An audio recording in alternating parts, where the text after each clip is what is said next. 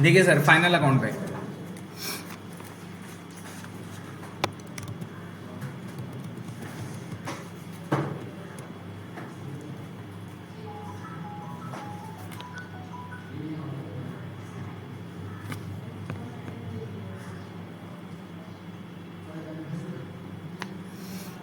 ठीक है सर, दिख रहा है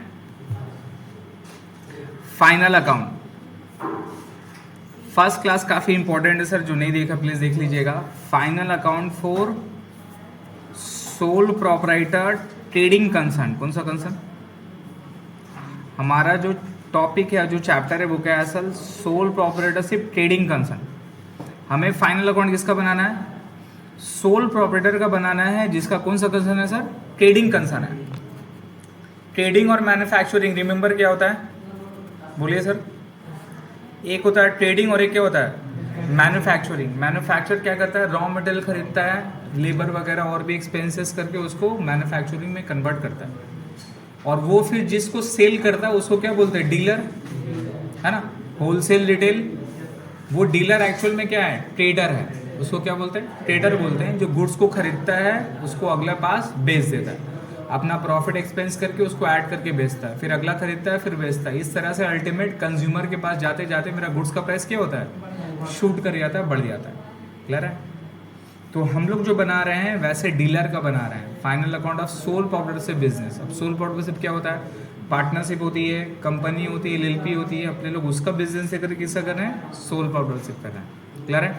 यहाँ पर हमें दिया क्या रहेगा सर? यहाँ पे हमें क्वेश्चंस में एक ट्रेडिंग, एक ट्रायल बैलेंस गिवन दिया रहता है। क्या गिवन दिया रहेगा बताइए? ट्रायल बैलेंस गिवन दिया रहता है। रिमेंबर, ट्रायल बैलेंस में हमें बेसिकली डेबिट और क्रेडिट का आइटम है, डेबिट एंड क्रेडिट, है ना? डेबिट और क्रेडिट में बेसिकली हमें 6 चीजें दी रहती है। कितनी चीजें? एक्सपेंसेस दिया रहता है। किस साइड में जाता है एक्सपेंसेस? हमें इनकम दिया रहता है। इनकम किस साइड में जाता है? हमें लॉसेस दिया रहता है। लॉसेस किस साइड में आता है? हमें गेन दिया रहता है, प्रॉफिट, गेन, क्रेडिट। हमें एसेट्स दिया रहता है। एसेट्स किस साइड में जाता है? डेबिट। हमें लायबिलिटीज दिया रहता है। लायबिलिटीज किस साइड जाता है? आई होप ये 6 चीज़ें आपको पता है। ये मुझे बोलने की ज़रूरत नहीं है। अगर ये बोलने की ज़रूरत है बेटा, 2 साल तेरा वेस्ट, तो कुछ नहीं किया। समझ में आया? ये सब पता है ना सर? ये को जोड़ देते हैं तो ये मेरा दोनों साइड क्या हो जाता है सर? मैच होगा। अगर ये मैच नहीं है तो यहाँ पर एक डिफरेंस है। एक डिफरेंस को क्या बोलते हैं? Suspense account. तो यहाँ पर एक सस्पेंस अकाउंट बैठा रहेगा। क्लियर है? तो हमें ये ट्रायल बैलेंस को मैच करना है, और ये ट्रायल बैलेंस जो बनता है, इसका मतलब क्या है? पूरा साल भर का डेटा है ना? अगर हमारा अप्रैल से लेके मार्च में एंड है, तो अप्रैल से लेके मार्च का एंड में आपने क्या किया? जर्नल एंट्री पास किया। याद करिए, ट्रायल बैलेंस कैसे बनता है? आपने जर्नल एंट्री पास किया। जर्नल एंट्री के साथ में उसका एविडेंस होगा, वॉचर होगा, उसके बेसिस में जर्नल एंट्री आपने पास किया। वो जर्नल एंट्री से फिर लेजर में ट्रांसफर किया आपने, फिर लेजर से सीडीबीडी करके बैलेंसिंग करके आपने क्या बनाया? Trial balance. तो ट्रायल बैलेंस में जितना भी आइटम है, इसका मतलब 2 साल रिकॉर्डेड, 2 साल रिकॉर्डेड, और वो सारा 1 साल कर लेने का मेहनत है। 1 साल कर लेने के बाद में ये ट्रायल बैलेंस आपको दिया रहता है। क्लियर है? अब इसके साथ साथ क्या रहता है? इसके साथ साथ there are some adjustment given दी रहती है। क्या गिवन दी रहती है? एडजस्टमेंट्स गिवन दी रहती है ना?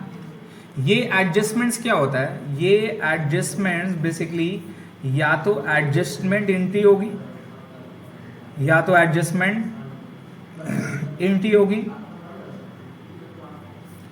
या तो रेक्टिफिकेशन एंट्री होगी। समझ रहे हैं? या तो कुछ एंट्रीज है सर, कुछ गलती होगा, कुछ एडजस्टमेंट एंट्री होगा। एडजस्टमेंट एंट्री का मतलब क्या होता है सर? हम लोग जो बुक्स रिकॉर्ड करते हैं वो 2 तरह से रिकॉर्ड हो सकता है, एक कैश बेसिस में और एक एक्रूअल बेसिस में। कौन सा बेसिस में? रिमेंबर पढ़े हैं, कैश बेसिस ऑफ अकाउंटिंग और accrual basis of accounting. Cash basis का मतलब क्या होता है? पैसा जब आएगा तो रिकॉर्ड करना है, पैसा जब जाएगा तो रिकॉर्ड करना है ना? वहाँ पे कैश के बारे में डील होता है, एक्रूअल, आउटस्टैंडिंग, एडवांस, ये सारा का रिकॉर्ड नहीं होता। चीज़ क्लियर है? उसको बोलते हैं कैश बेसिस ऑफ अकाउंटिंग। लेकिन हम लोग जो बुक्स रिकॉर्ड करते हैं वो बुक्स किस बेसिस में रिकॉर्ड करते हैं? वो बुक्स रिकॉर्ड करते हैं एक्रूअल बेसिस में। किस बेसिस में? जिसको बोलते हैं मर्चेंटाइल बेसिस। कौन सा basis? Mercantile basis of accounting में अपने लोग रिकॉर्ड करते हैं। इसमें क्या होता है? इसमें क्या होता है कि जितना आउटस्टैंडिंग है, प्रीपेड है, एक्रूड है, ये सारा को भी रिकॉर्ड करना होगा ना। सर आउटस्टैंडिंग क्या है? सर प्रीपेड कैसे? आउटस्टैंडिंग प्रीपेड कैसे हो गया? अब ये सिचुएशन होता है, ये पैटर्न, ये पेमेंट करने का पैटर्न होता है। जैसे एग्जांपल लेते हैं कि सैलरी, नॉर्मल सैलरी का पेमेंट कब होता है? अगर आप एक महीना कहीं पे जॉब करोगे तो उसका पेमेंट कैसे होगा? Not paid, all good, you are late, you are late.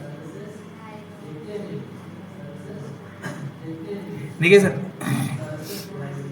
तो अपने को क्या करना है, नॉर्मली देखिए सैलरी का पेमेंट क्या उस मंथ पे होता है या नेक्स्ट मंथ पे होता है? ज़्यादातर पेमेंट। तो अगर आप नवंबर में भी जैसा चल रहा है तो नवंबर का पेमेंट कब होगा? दिसंबर का पेमेंट कब होगा? जैन का, फैब का, मार्च का, मार्च का कब पेमेंट होगा? तो अगर कोई बंदा अप्रैल से ज्वाइन कर रहा है तो उसको अप्रैल महीना में सैलरी नहीं मिलेगा, कब मिलेगा? मई में मिलेगा, है ना। एक महीना ड्यू के बाद उसको मिल रहा। तो जब वो जाएगा पेमेंट करने के लिए तो टोटल 11 महीना का उसको पेमेंट हो जाएगा। कब तक का पेमेंट उसको हो जाएगा? फरवरी का मार्च में मिला तो मार्च तक का तो पेमेंट उसको क्लियर हो गया। लेकिन मार्च महीना का सैलरी उसको कब मिलेगा? अप्रैल में मिलेगा। तो 10,000 का सैलरी है तो आप जनरल एंट्री क्या करोगे? Salary account debit to cash, salary account debit to cash, इस तरह से 11 बार एंट्री होगा। तो 11 महीना का तो पैसा आपको मिल गया, फरवरी तक तो पैसा आपको 1,10,000 मिल गया। तो ये कैश बेसिस पर अकाउंटिंग रिकॉर्ड करेंगे तो आप कितना देखोगे? सैलरी 1,10,000। लेकिन एक्रूअल बेसिस में आपको पता है कि आपको पूरा 1 साल का दिखाना है खर्चा। एक्रूअल बेसिस में टोटल एक्सपेंस और इनकम दिखाते हैं सर अपने लोग। तो पूरा 1 साल का दिखाना है तो कैसे दिखाओगे? क्या 1 साल का है तो कितना महीना का है? 11 महीना का है। तो 1 महीना का सैलरी है लेकिन अभी तक दिए नहीं है, जिसको बोलते हैं आउटस्टैंडिंग सैलरी। क्या बोलते हैं? तो ये आउटस्टैंडिंग सैलरी आपको एडजस्टमेंट एंट्री के थ्रू क्या करना होगा? एडजस्ट करना होगा, समझा ना।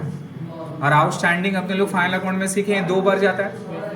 एक बार सैलरी में ऐड होता है और एक बार लायबिलिटी साइड में जाता है। क्यों जाता है? बिकॉज उसका जर्नल एंट्री पास होता है salary account debit to outstanding salary account, salary account debit to outstanding salary account sir. इसलिए 1,10,000 था, सैलरी अकाउंट डेबिट 10,000 और कर दिए तो 10,000 क्या हो गया हमारा? 1,20,000 हो गया। मेरा टोटल सैलरी कितना हो गया? और 1,20,000 रुपया पीएल का डेबिट में चला गया। 1,20,000 रुपया टोटल 1 साल का खर्चा करेक्ट हो गया, एक्रूअल बेसिस फॉलो हो गया। लेकिन क्या ये 10,000 हम पेमेंट किए हैं? नहीं किए हैं, लेकिन पेमेंट करेंगे ना। जब नेक्स्ट ईयर जाएगा तो सबसे पहला पेमेंट किसका होगा? इसी का होगा। तो इसको बोलेंगे आउटस्टैंडिंग सैलरी। और ऐसे नेक्स्ट ईयर के अंदर क्लियर हो जाएगा, 1 साल के अंदर क्लियर हो जाएगा। तो उसको कहाँ शो करते हैं? करेंट लायबिलिटी या non current liability? Current liability. चीज क्लियर हो रहा है? इसको एडजस्टमेंट एंट्री बोलते हैं। सेम इसी तरह से एडवांस का एंट्री होता है। नॉर्मली अगर मैं आपको बताऊं, प्रैक्टिकली जर्नल एंट्री क्या होता है कि मान लीजिए किसी को आपको रेंट देना है ना, किसी को रेंट देना है। लेकिन क्या कोई भी इंसान रेंट टाइम पे देता है? कोई माँ बाप का बेटा लोग, लड़का लोग टाइम पे रेंट देगा? 5 तारीख को तो 5 तारीख को रेंट देना है, एक आध दिन ऊपर नीचे हो जाता है, राइट। लेकिन अगर आप proper books of accounting maintain करते हैं तो जिस डेट में है उस डेट में आपको जर्नल एंट्री पास करना होगा। तो प्रैक्टिकल वर्ल्ड में एक ड्यू का एंट्री होता है और एक पेमेंट का एंट्री होता है। जब आप टैली वगैरह में जर्नल एंट्री पास करोगे तो इस चीज को याद रखोगे। सैलरी अगर पेमेंट के तो salary account debit to cash, but पहले एक ड्यू का एंट्री करते हैं। कैसे? सैलरी अकाउंट आपने डेबिट कर दिया, या मान लिया रेंट है, रेंट आप डेबिट कर दिए। अब रेंट आप जिसको दे रहे हैं उसको क्रेडिट कर देते हैं। Rent account debit to ABC, इसको क्रेडिट कर देंगे। ये मेरा पार्टी का लेजर है। किसका लेजर है? और ये रेंट का लेजर है। इसको शो कहाँ करेंगे? Under indirect expense. ये मेरा क्या है? रेंट। इनडायरेक्ट एक्सपेंस इसको शो कहाँ करेंगे? Indirect expense. तो ये ऑटोमेटिक कहाँ चल जाएगा? टीएल में चला जाएगा, खर्चा बोलकर जाएगा। और इसको कहाँ दिखा देंगे? इसको करंट लायबिलिटी में दिखाएंगे कि भैया ये मेरा लायबिलिटी है। ये ड्यू का एंट्री होता है सर। तो rent account debit to party, अब मैंने पार्टी को डाल दिया। अब अगर मैं रेंट का पेमेंट करूं नहीं करूं, लेकिन ये एंट्री मैंने पास कर दिया ना, तो मेरे को याद रहेगा कि भैया मेरा रेंट का खर्चा है और मेरा रेंट खर्चा बोल के मेरा बुक में चला गया और ये पार्टी को पैसा देना है। अब ये पार्टी को अगर मैंने पैसा दे दिया, जब पेमेंट करूंगा तो एंट्री क्या हो जाएगा? ABC account debit to bank or cash, आई होगा ना सर। तो जैसे जैसे पेमेंट करते जाएंगे इसका अकाउंट क्लियर होते जाएगा। लेकिन रेंट का जो मेरा ड्यू का एंट्री है, ये हर महीना मेरे को पास करना होगा। चीज समझ में आता है? ये मेरे को हर महीना पास करना। उस तरह से जब मैं सैलरी दूंगा, जब आप जर्नल एंट्री पास करोगे टैली वगैरह में, तो सैलरी का लेजर अपने लोग डेबिट कर दिए। अब वहां पर जो जो इम्प्लॉय है उसका लेजर बनाते हैं, समझिए।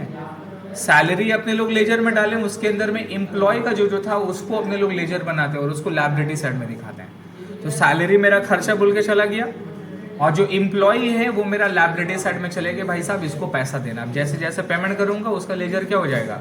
जीरो होते जाएगा। लेकिन मेरा सैलरी ऑटोमेटिक क्या रहेगा सर? मेरा खर्चा में बुक होता रहेगा। समझ में आ रहा है? क्लियर है? तो हमें क्या सीखना है सर? ये ट्रायल बैलेंस और एडजस्टमेंट से हमें रिजल्ट में क्या निकालना है, मतलब हमारा आंसर जो है वो आंसर क्या होगा। आंसर हमें कितने लेजर बनानी बताइए? हमें ट्रेडिंग अकाउंट बनाना है। क्या बनाना है? ट्रेडिंग अकाउंट के बाद क्या बनाएंगे सर? पीएल अकाउंट बनाना है। फिर उसके बाद क्या बनानी है सर? बैलेंस शीट बनाना है। ये 3 पार्ट हमें बनाना है। क्लियर है? ये 3 पार्ट कैसे करके बनेगा सर? ये ट्रेडिंग अकाउंट है, इसका 2 साइड होता है, एक होता है डेबिट, एक होता है क्रेडिट। अभी हम ट्रायल बैलेंस के बारे में बात कर रहे हैं। ट्रायल बैलेंस का 6 चीजें, कितना चीजें है ना?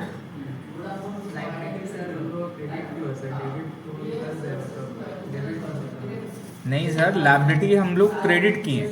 अब जैसे जैसे पेमेंट करेंगे तो क्या हो जाएगा? डेबिट हो जाएगा ना।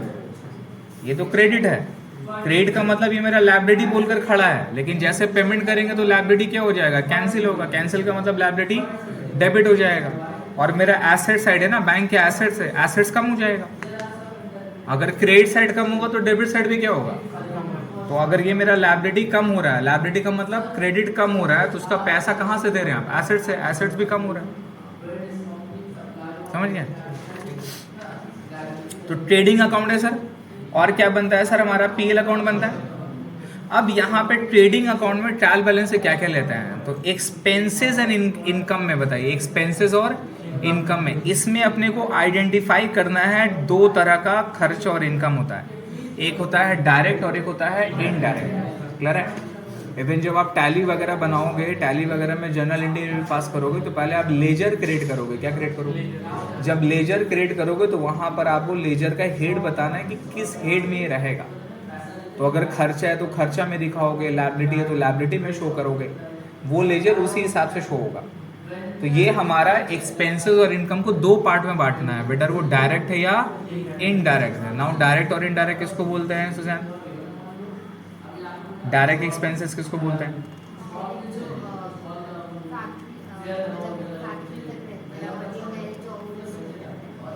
ये वर्ड बोले थे, क्या बोले थे सर? क्यों याद नहीं? बादाम खाया करो सर, रात को भिगो के रख दोगी, सुबह छिलका छिलके फायदा है। बोलिए सर, डायरेक्ट एक्सपेंसेस क्या होता है? इनडायरेक्ट एक्सपेंसेस क्या होता है? क्यों है? फैक्ट्री तक का खर्चा डायरेक्ट क्यों है? मेन वर्ड आप भूल रहे हैं। फैक्ट्री तक का खर्चा डायरेक्ट क्यों है?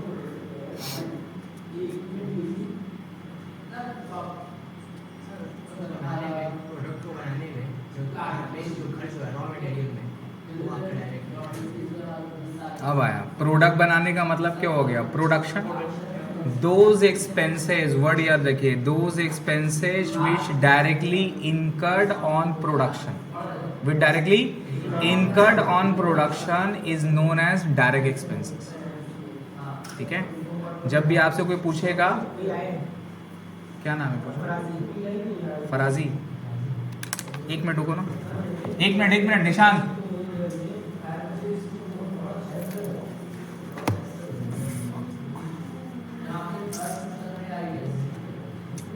यार घर पे कैश छोड़ दिए।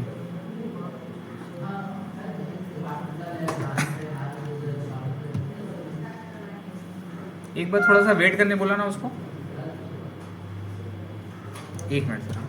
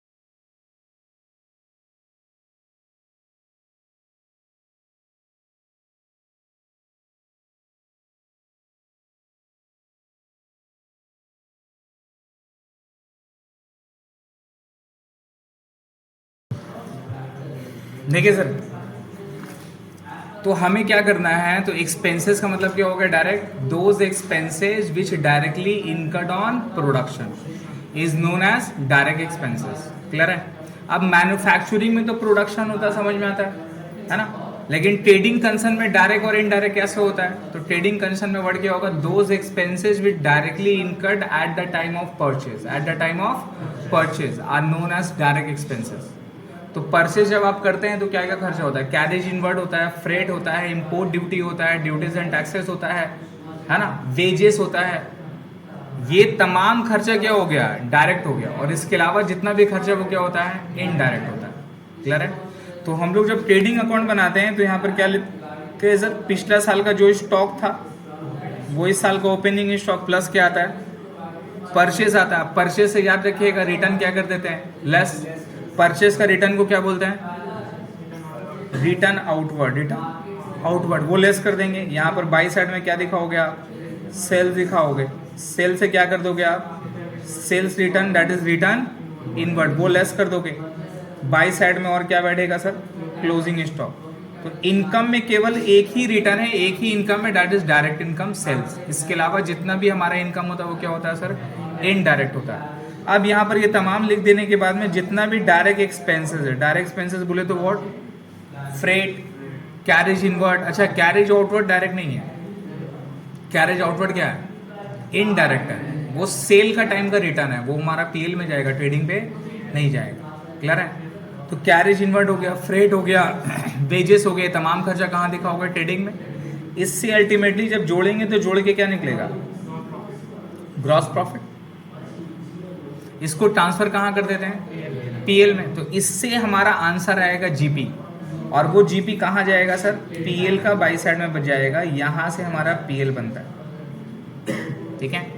अब एक्सपेंसेस और इनकम में जो ट्रायल बैलेंस में एक्सपेंसेस और इनकम था, इसमें से जो जो आपने यहाँ पे ले लिया उसको छोड़कर उसको क्या बोलेंगे, इनडायरेक्ट। क्या बोलेंगे, इनडायरेक्ट। वो इनडायरेक्ट तमाम कहाँ जाएगा सर, पीएल में जाएगा। जितना भी इनडायरेक्ट एक्सपेंसेस है पीएल में डालोगे, मतलब क्या, salary, rent, insurance, general expenses, printing and stationery, internet and wifi, lots of expenses है, बहुत सारा खर्चा है। वो तमाम खर्चा आप कहाँ दिखाओगे, पीएल का डेबिट में। और इसके अलावा सेल के अलावा भी बहुत सारा इनकम होता है जिसको अदर इनकम बोलते हैं, है ना। जैसे क्या, rent receive, commission receive, discount receive, interest on investment. तो सेल के अलावा कोई भी इनकम वाला आइटम है वो सब कहाँ चल जाएगा सर, पीएल में चल जाएगा, है ना, जिसको अपने लोग इनडायरेक्ट इनकम बोलते हैं। यहाँ दिखा दिए। इसके अलावा तो खर्च और इनकम में तो हो गया बातचीत खत्म। अब क्या बचा, लॉसेस एंड गेन। तो लॉस और गेन अपने लोग कहाँ दिखाते हैं सर, पीएल में दिखाते हैं। तो लॉस रहेगा तो कहाँ जाएगा सर, डेबिट साइड में। लॉस में example, bad debt, depreciation, provision for bad date. इसके अलावा एबनॉर्मल लॉस, ये तमाम लॉस वाला आइटम है, यहाँ दिखाएंगे। इनकम है profit on sale of assets, तो प्रॉफिट वगैरह जो भी है यहाँ पे जाएगा सर। अल्टीमेटली इसको जोड़ेंगे, जोड़ के क्या आता है, नेट प्रॉफिट क्या आता है। अब ये सोल प्रोपराइटर है तो ये नेट प्रॉफिट एक ही आदमी का है, तो ये नेट प्रॉफिट कहाँ जाता है सर, बैलेंस शीट जब आप बनाओगे तो कैपिटल में क्या हो जाएगा, ऐड हो जाएगा। कैपिटल में क्या हो जाएगा, जब बैलेंस शीट बनाएंगे तो अपने लोग क्या करते हैं सर, यहाँ कैपिटल लिखते हैं, इसके साथ ऐड क्या कर देते हैं, नेट प्रॉफिट क्या ऐड करते हैं, लेस क्या करते हैं, ड्राइंग्स, लेस क्या करते हैं, ड्राइंग्स। इसके अलावा फर्दर कैपिटल ऐड होता है ना, इंटरेस्ट ऑन कैपिटल ऐड होता है, but interest on capital sole proprietor में देखिए फायदा है क्या, तो इंटरेस्ट ऑन कैपिटल ये सारा चीज सोल प्रॉपर्टरशिप में नहीं रहता है। ये तमाम चीज मेरा कैपिटल चला गया। अब यहाँ पर आता है non current liability. Non current liability का दूसरा वर्ड क्या है सर, फिक्स लायबिलिटी। कौन सा लायबिलिटी, जो लॉन्ग टर्म है। अब current liability non current liability का डिफरेंस आपको बताए थे, क्या था, those liability which need to be cleared by within one accounting year, एक अकाउंटिंग ईयर का अंदर में जिसको आपको क्लियर करना है, जिसको शॉर्ट टर्म लायबिलिटी बोलता है, जिसको अपने लोग बोलेंगे करेंट लायबिलिटी। और जो शॉर्ट टर्म लायबिलिटी नहीं है, जो लायबिलिटी जिसको अपने लोग एक साल के बाद में भी पेमेंट कर सकते हैं, जो मेरा लॉन्ग टर्म पेमेंट है, those are the non current liability. जैसा लोन हो गया, मॉर्गेज लोन हो गया, ये तमाम क्या है, नॉन करेंट लायबिलिटी है। सन्डी creditor, bills payable, bank overdraft, outstanding expenses, है ना, इनकम रिसीव इन एडवांस, ये सारा क्या है सर, करेंट लायबिलिटी। इसको जोड़ देंगे। एसेट साइड में भी दो आइटम है, नॉन करेंट एसेट्स या फिक्स एसेट्स, क्या बताइए, non current assets and current assets. Non current assets को क्या बोलते हैं, फिक्स एसेट्स, है ना, वो एसेट जिसको लॉन्ग टर्म पर्पस के लिए यूज करते हैं, जिसका काम क्या करना है, यूज करना है, यूज करके उसको बेनिफिट यूज करते हैं, तो लोग प्रोडक्शन को इंक्रीज करते हैं। तो यहाँ land and building, plant and machinery, motor and vehicle, है ना। इसके अलावा आपका investment, loans and advances long term वाला, ये सारा यहाँ है। करंट एसेट्स में क्या क्या आता है, क्लोजिंग स्टॉक हो गया, कैश इन हैंड हो गया, कैश एट बैंक हो गया, प्रीपेड एक्सपेंसेस हो गया, समझ रहे हैं। ये तमाम चीज़ कहाँ जाएगा, करंट एसेट्स में। एट द एंड में दोनों साइड क्या होना चाहिए, मैच होना चाहिए। अगर ये दोनों साइड मैच हो गया देन सब कुछ सही, करेक्ट है, क्लियर है। तो ये ट्रायल बैलेंस है, ट्रायल बैलेंस है, ट्रेडिंग पीएल बैलेंस शीट तो आ गया। अब याद रखिएगा, ट्रायल बैलेंस में जो भी आइटम रहता है कितनी बार जाता है, एक बार। कितने बार जाएगा, ट्रायल बैलेंस में जो भी आइटम है वो रिकॉर्डेड है। तो ट्रायल बैलेंस में जो भी अपने लोग जहाँ भी दिखाएंगे ट्रेडिंग पीएल बैलेंस शीट में, उसका सिर्फ वन टाइम एंट्री होगा। कितनी बार होगा, वन टाइम। लेकिन जब एडजस्टमेंट बनाएंगे, क्या बनाएंगे, एडजस्टमेंट बनाएंगे, तो वो एडजस्टमेंट का मिनिमम कितनी बार रिकॉर्ड होता है, 2 बार। क्यों, बिकॉज इसके लिए जर्नल एंट्री पास होता है, और जर्नल एंट्री का इम्पैक्ट कितनी जगह पे होता है, 2 जगह पे होता है, क्लियर है। तो अपने लोग एडजस्टमेंट एंट्री सीखेंगे, और एडजस्टमेंट एंट्री में कुछ कुछ बेसिक एंट्री है, उसका जर्नल एंट्री सीखेंगे, और फाइनल अकाउंट में उसको रिकॉर्ड कहाँ कहाँ करते हैं वो सीखेंगे। उसके बाद एक फाइनल अकाउंट अपने लोग को बनाना है, क्लियर है। तो हेडिंग पे लिखिए एडजस्टमेंट एंट्री।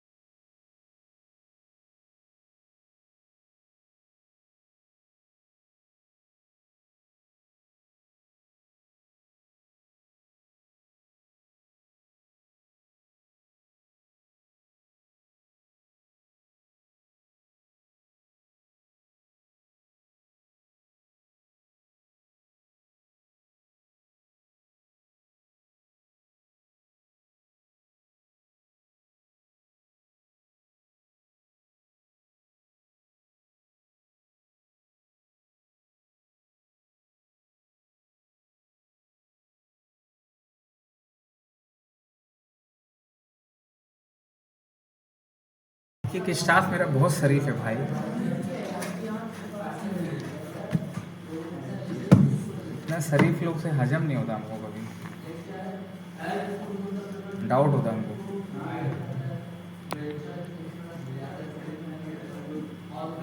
नहीं, वो शरीफ है, एक्चुअली वो शरीफ है, समझा।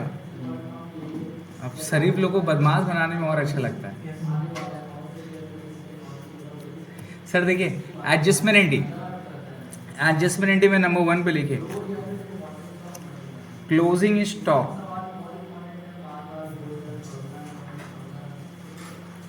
was valued at cost price rupees 45,000 and market price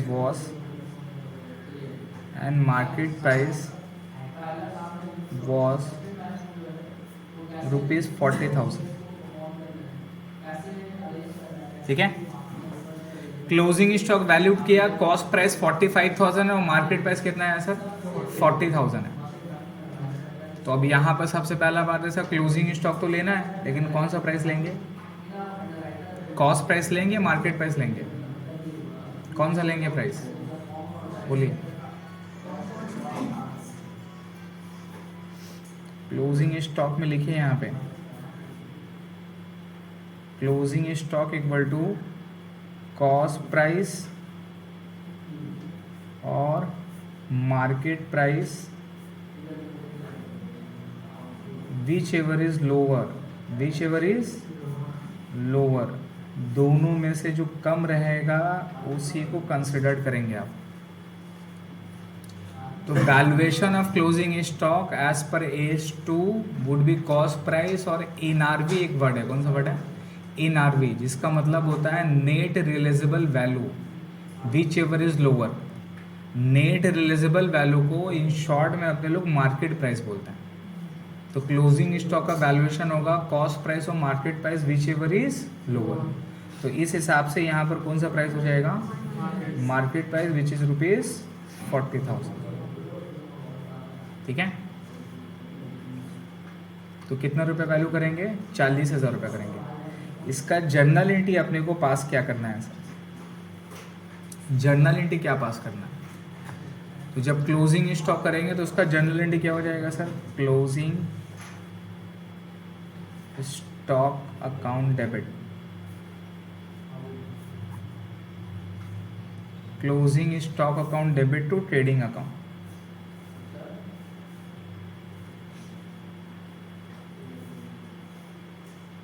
कितना रुपया? 40,000। तो ये इसका एडजस्टमेंट एंट्री है sir, closing stock account debit to trading account 40,000।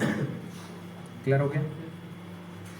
अब ये closing stock account debit to trading account तो जर्नल एंट्री पास कर लिया है सर। हम लोग तो फाइनल अकाउंट में जर्नल एंट्री तो पास नहीं करेंगे, क्या करना है वहाँ ऐड लेस करना है, दिखाना है। तो इसको कहाँ दिखाएंगे? फर्स्ट टाइम देखिए टू ट्रेडिंग अकाउंट हो रहा है। टू ट्रेडिंग का मतलब ट्रेडिंग का किस साइड में जा रहा है? बाई साइड में जा रहा है। तो इसको फर्स्ट टाइम कहाँ दिखाएंगे sir? Credit side of trading account. इसको फर्स्ट टाइम लिखेंगे credit side of trading account. ठीक है,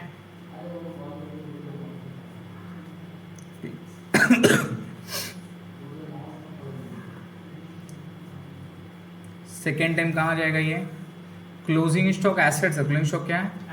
एसेट्स हैं। तो सेकेंड टाइम कहाँ जाएगा? ये एसेट साइड। बट कौन सा एसेट साइड? करंट एसेट्स या फिक्स एसेट्स? Current assets. तो सेकेंड टाइम लिखेंगे sir current asset side of balance sheet, current asset side of balance sheet. एक बार आप इसको ट्रेडिंग का क्रेडिट साइड में दिखाओगे, सेकेंड टाइम आप इसको बैलेंस शीट का करंट एसेट्स पे दिखाओगे। ठीक है, नाउ ये क्लोजिंग स्टॉक कहाँ रहेगा? एडजस्टमेंट में रहेगा। एडजस्टमेंट में रहेगा तब आप इस तरह से किए। लेकिन कभी कभी क्लोजिंग स्टॉक आपको ट्रायल बैलेंस के अंदर दिया रहेगा।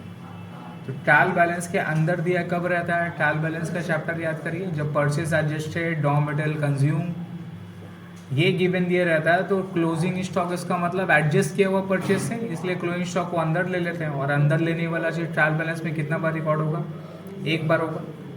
तो या तो वो इधर जाएगा या तो ये इधर जाएगा।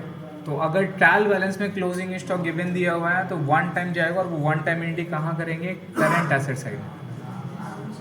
इसका मतलब वो मेरा credit side of trading account में एडजस्टमेंट हो चुका है, अपने को सिर्फ बैलेंस शीट में लेना है। कहाँ लेना है? तो जब भी अगर इस तरह से ऑप्शन दिया रहेगा कि जो भी अंदर में एडजस्टमेंट दिया हुआ रहेगा तो बैलेंस शीट वाला चॉइस करिएगा, ठीक है। तो यहाँ पर लिखने की ज़रूरत है क्या?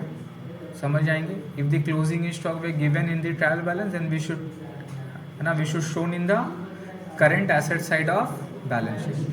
खत्म। क्लियर है? दूसरा वाला लिखिए,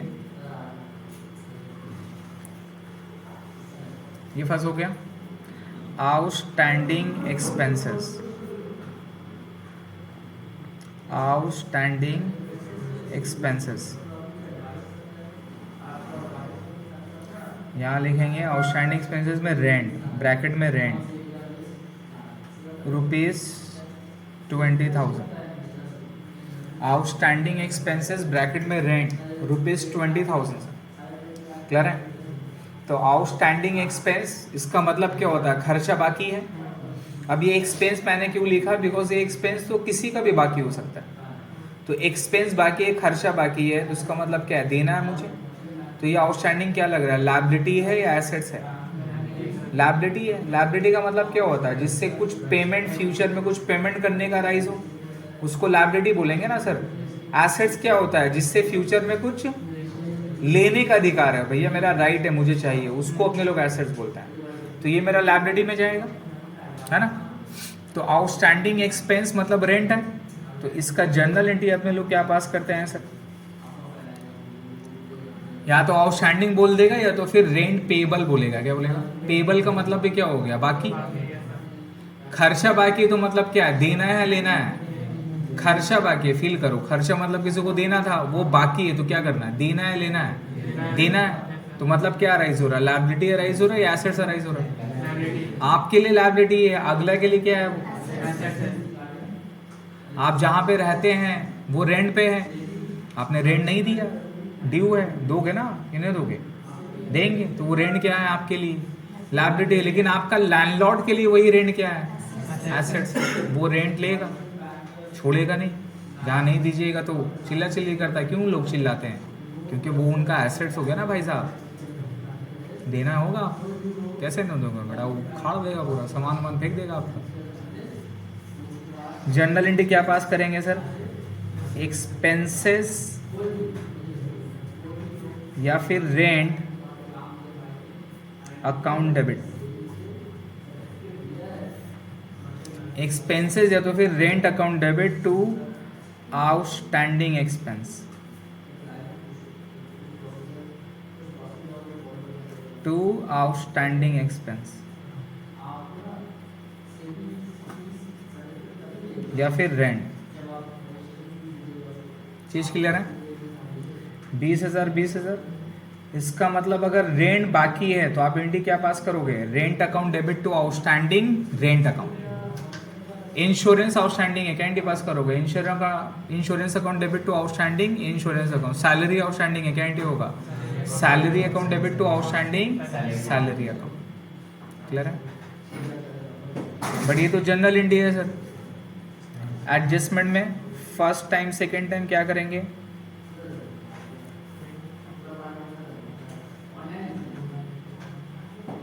फर्स्ट टाइम सेकेंड टाइम क्या करोगे बेटे बताओ? ये एक्सपेंसेस को आप डेबिट कर रहे हैं, रेंट को डेबिट कर रहे हैं, तो एक्चुअल में रेंट वाला लेजर में कहाँ जाएगा? रेंट का डेबिट साइड में जाएगा। तो एक्चुअल में रेंट को क्या कर रहा है? ये बढ़ा रहा है, घटा रहा है? बढ़ा रहा है। तो इसका मतलब आपको अगर डायरेक्ट करना है और जनरल एंट्री पास नहीं कर सकते आप, तो डायरेक्टली क्या करना होगा? रेंट के साथ ऐड करना होगा। तो फर्स्ट टाइम क्या करोगे? Add with rent, add with rent, है ना सर। कौन सा वाला रेंट? जो ऑलरेडी ट्रायल बैलेंस में। कौन सा वाला रेंज? ऑलरेडी ट्रायल बैलेंस में। ये तो एडजस्टमेंट में था, ये तो 1 महीना का है, बाकी 11 महीना का तो रेंट होगा ना, वो कहाँ रहेगा? ट्रायल बैलेंस में। तो वो ट्रायल बैलेंस वाला जो रेंट है उसके साथ क्या कर दोगे आप? ऐड कर दोगे, और वो ट्रायल बैलेंस वाला रेट कहाँ बैठेगा? पीएल में। तो first time add with rent in कहाँ पे? In PL account. इन कहाँ पे? In PL account.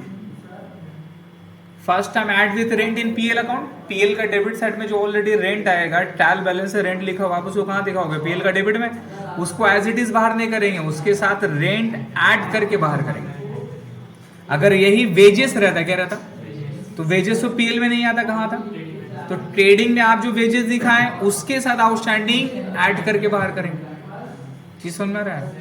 तो भी हमारा टेक्निक फाइल अकाउंट बनाने का वही है, सिर्फ एडजस्टमेंट को क्या करना है? ऐड लेस करके अपने को एक्रूअल बेसिस में फॉलो करना है। किस बेसिस में? क्लियर?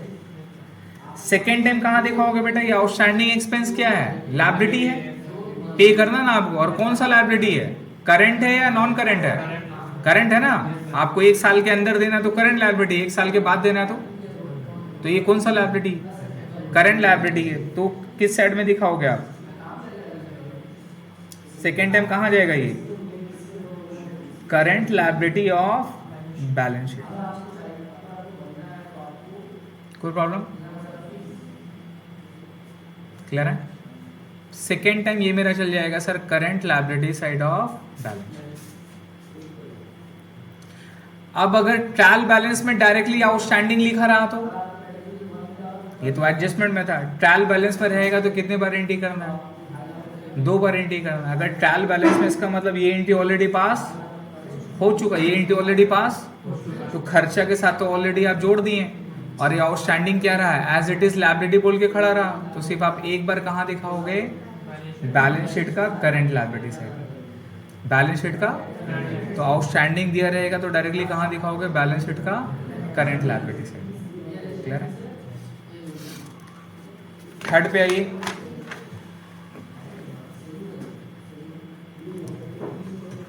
आउटस्टैंडिंग हो गया, और क्या आता है sir? Insurance paid in advance. Insurance paid in advance.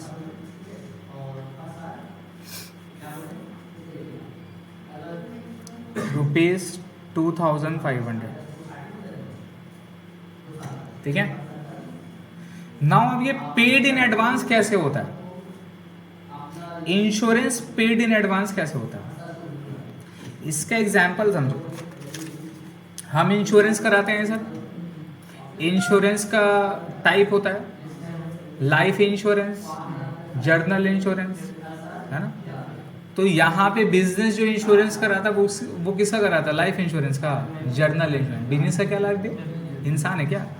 तो कौन सा इंश्योरेंस कराता है वो? Journal insurance. जर्नल इंश्योरेंस बहुत तरह का है। स्टॉक का इंश्योरेंस करा सकता है वो, प्लांट एंड मशीन का इंश्योरेंस करा सकता है वो, अपना बिल्डिंग का इंश्योरेंस करा सकता है वो, कोई इम्प्लॉई है, डिजिग्नेटेड इम्प्लॉई है, उसका इंश्योरेंस करा सकता है वो, है ना। बड़ी बड़ी कंपनी लोग डायरेक्टर सीईओ वगैरह को प्रोटेक्शन देती है ना, प्रोटेक्शन देती है ना। देखें तो आप उनका जो उनका सिक्योरिटी गार्ड रहता है प्राइवेट, वो बड़ी बड़ी कंपनी के सीईओ वगैरह का वो सिक्योरिटी गार्ड कौन हायर करके दिया है? कंपनी देती है सर उसका पे आउट। क्यों? क्योंकि वो एम्प्लॉय उनके लिए क्या है? हीरा है सर। वो एम्प्लॉय उनके लिए की मैनेजरियल पर्सन है सर, KMP है। ऐसे एम्प्लॉय को वो लॉस, तो उनको प्रोटेक्शन करने के लिए कंपनी करोड़ों रुपया खर्चा करती है सर। समझना? सुंदर पिचाई क्या लगता है? अकेला घूमता है क्या? भाई साहब आदमी रहता है वहाँ, ऐसे थोड़ी ना। तो ये सारा जो एक्सपेंस करते हैं, तो this are the expense what? Insurance. और हमारा ईयर एंडेड क्या होता है? अप्रैल से लेके मार्च तक होता है ना। तो मान लो कि मैंने एक जर्नल इंश्योरेंस करवाया, जर्नल इंश्योरेंस ऑफ ₹10,000। ये एडवांस कैसे निकलता मैं आपको बता रहा हूँ। जर्नल इंश्योरेंस ऑफ ₹10,000, मैंने 10,000 का इंश्योरेंस करवाया। ये मैंने करवाया है ऑन 1 जून को। कब करवाया? 1 जून 2021 को मैंने करवाया सर। क्लियर है?